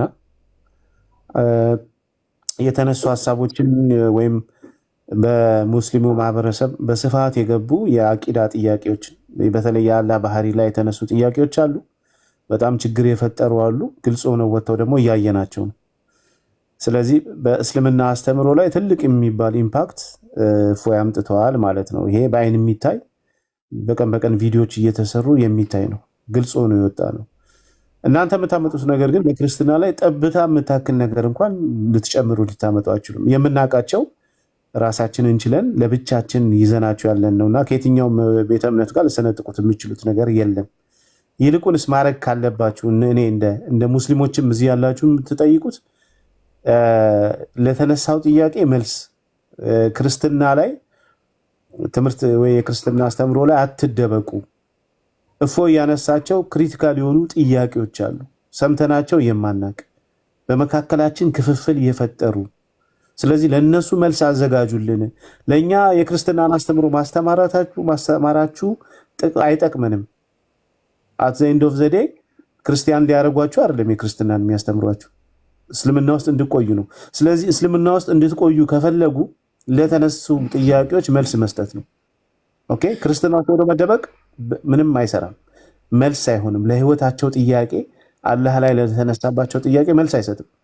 ስለዚህ እዛም እኮ እንደዚህ አይነት ነገር አለ። ስለዚህ ተቀበሉ ነው የአላህን ተረከዝ እንድትቀበሉ መጽሐፍ ቅዱስ ውስጥ ገብተው ተመሳሳይ ነገር ፈልገው ሲያሳያችሁ ነው ሙስሊሞች የአላህን ተረከዝ የምትቀበሉት ወይስ ጭራሽ ተረከዝ አንቀበሉ?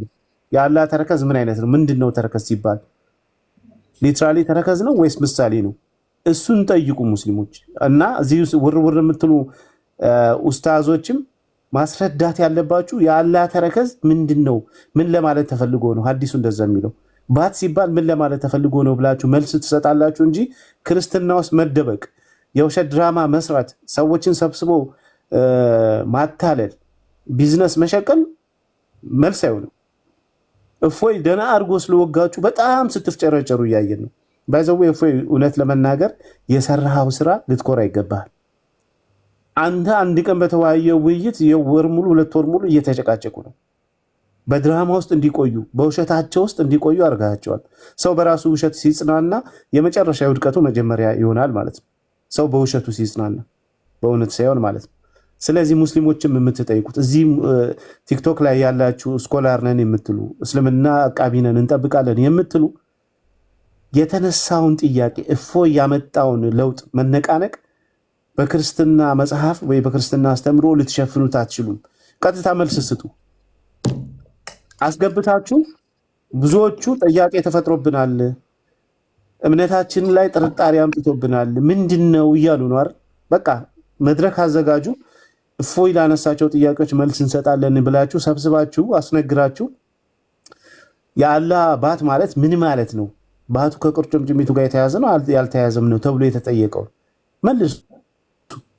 እሱ መልሱላቸው። እረፍት የሚያገኙት ሙስሊሞች ለተነሳው ጥያቄ ሲመለስላቸው እንጂ ክርስትና ላይ በመደበቅ የሚያገኙት እረፍት የለም። ስለዚህ አሁን ሙስሊሞች በጠቅላላ እየጠየቁ ነው። ሌሎችም ሙስሊሞች አህባሽ የሚባሉ ወይም ሱፊ የሚባሉት ይሄን ነው እስከዛሬ ስንል የነበረው። ወሃቢያ ጅስም ነው አካል ያመልካል ስንል የነበረው ይኸው ተገልጧል። ይመልሱ እያሉ ነው። ኑ ተወያዩም እያሏቸው ነው። ስለዚህ መልስ ለተነሳው ጥያቄ መልስ ይሰጣል እንጂ ሌላ ቦታ ሄዶ ፋላሲ አይሰራም። ሌላ መጽሐፍ ውስጥ እየተገባ ፋላሲ አትስሩ። እሱ ምንም ይሄ ምንድነው የሚባለው መሰለ አንድ ሰው ካንሰር ይዞት ማስታገሻ እንደመስጠት ነው። ማስታገሻ ብትሰጡት ያ ነገር ካንሰሩን አያድነውም። ለጊዜው ከህመሙ ከስቃዩ ከመጣበት ስቃይ ሊታደገው ወይም ደግሞ ስቃዩ ሊቀንስለት ይችላል እንጂ ካንሰሩ አይድንም። ሙስሊሞችም እያደረጋችሁ ያላችሁት እንዲህ ነው። አሁን ሙስሊሞች የተነሳባቸውን ጥያቄ ማስታገሻ ለመስጠት እየሞከራችሁ ነው። እሱም ትክክለኛ አይደለም። ማስታገሻ አልሞት ባይተጋዳ ይባላል። እሱን እያደረጉ እያየን ነው። ለካንሰሩ ለበሽታው ከአሁን በኋላ ማናችሁም ንጽጽር መሰሩ ራሱ ምላሽ ራሱ እንዳሰጧቸው አንሰጥም። በቃ አየናቸው እኮ ከስር ያሉ ከስር የምታዳምጡን እናንተ ምላሽ ስጧቸው እና ሪካርድ የምታደርጉ እህቶቻችን 1 ለ3 ተደራጁና አንድ ሆናችሁ ለ3ቱ ምላሽ ስጧቸው። ከዛ የዘለለ ተጽዕኖም የላቸው ዳስት። ስለዚህ ለካንሰሩ መድኃኒት ፈልጉ እንጂ ማስታገሻ የሚመስል ነገር እያደረጋችሁ ይብስ ካንሰሩን አታባብሱት። ሰው ጥያቄ ላይ እየጠየቀ ነው። ውስጡ የታመቀ ጥያቄ አለ። ሙስሊሞች ምንድነው እሱ ኢግኖር አድርጓቸው። እንትናም ቃልም ቢኒም ምላሽ እንዳሰጧቸው በፍጹም ከስር ያሉት አይመጥኑ። ለምላሽ ለቪዲዮ እንኳን አይመጥኑ። እህቶቻችን ከስራ ጋር ሆነው ዘና ሲደብራችሁ ምናምን ነገር ምላሽ ስጧቸው። አሁን እስልምና እንታደጋለን የሚሉ ካሉ መጅሊሱ ላይ ያሉት እና አቡ ሃይደር ይምጡ፣ እነ ሼክ ኤልያስ ይምጡ። እነሱ ጋር እንወያያለን። ከእነሱ ጋር ማውራት እንችላለን። እና የሱ ጋር ሲደብራችሁ ምናምን ነገር ሰብሰብ አድርጋችሁ 1-3ቱ እዚህ ቲክቶክ ላይ ውር ለሚሉት በ5 ደቂቃ ውስጥ ምናምን ቪዲዮ ሰሩላቸው። በቃ ማለት ክርስቲያኖች ምላሽ ይሰጡናል ብለው ተስፋ እንዲያደርጉ እንዲጽናኑ በተረፈ የኔን ፎቶ አድርገው እነሱ ይጽናኑ፣ የኔን ስም እየጠሩ ይጽናኑ። ስማቸውን ተሳስታችሁ የቤት እንዳጠሯቸው አይመጥኑም። ለቤታችን ለኦዲየንሳችን ክብር ስለማይመጥኑ ዛሲት ለዛሬ ይብቃ እና ለማንኛውም በሽታውን ትታችሁ እንትኑ ላይ እንትን አትበሉ። ለማንኛውም ሙስሊሞችም ጥያቄ ጠይቁ፣ ጥያቄያችሁን በደንብ አድርጋችሁ ጠይቁ። እናመሰግናለን። መልካም ጊዜ ይሁንላችሁ። ቴንኪው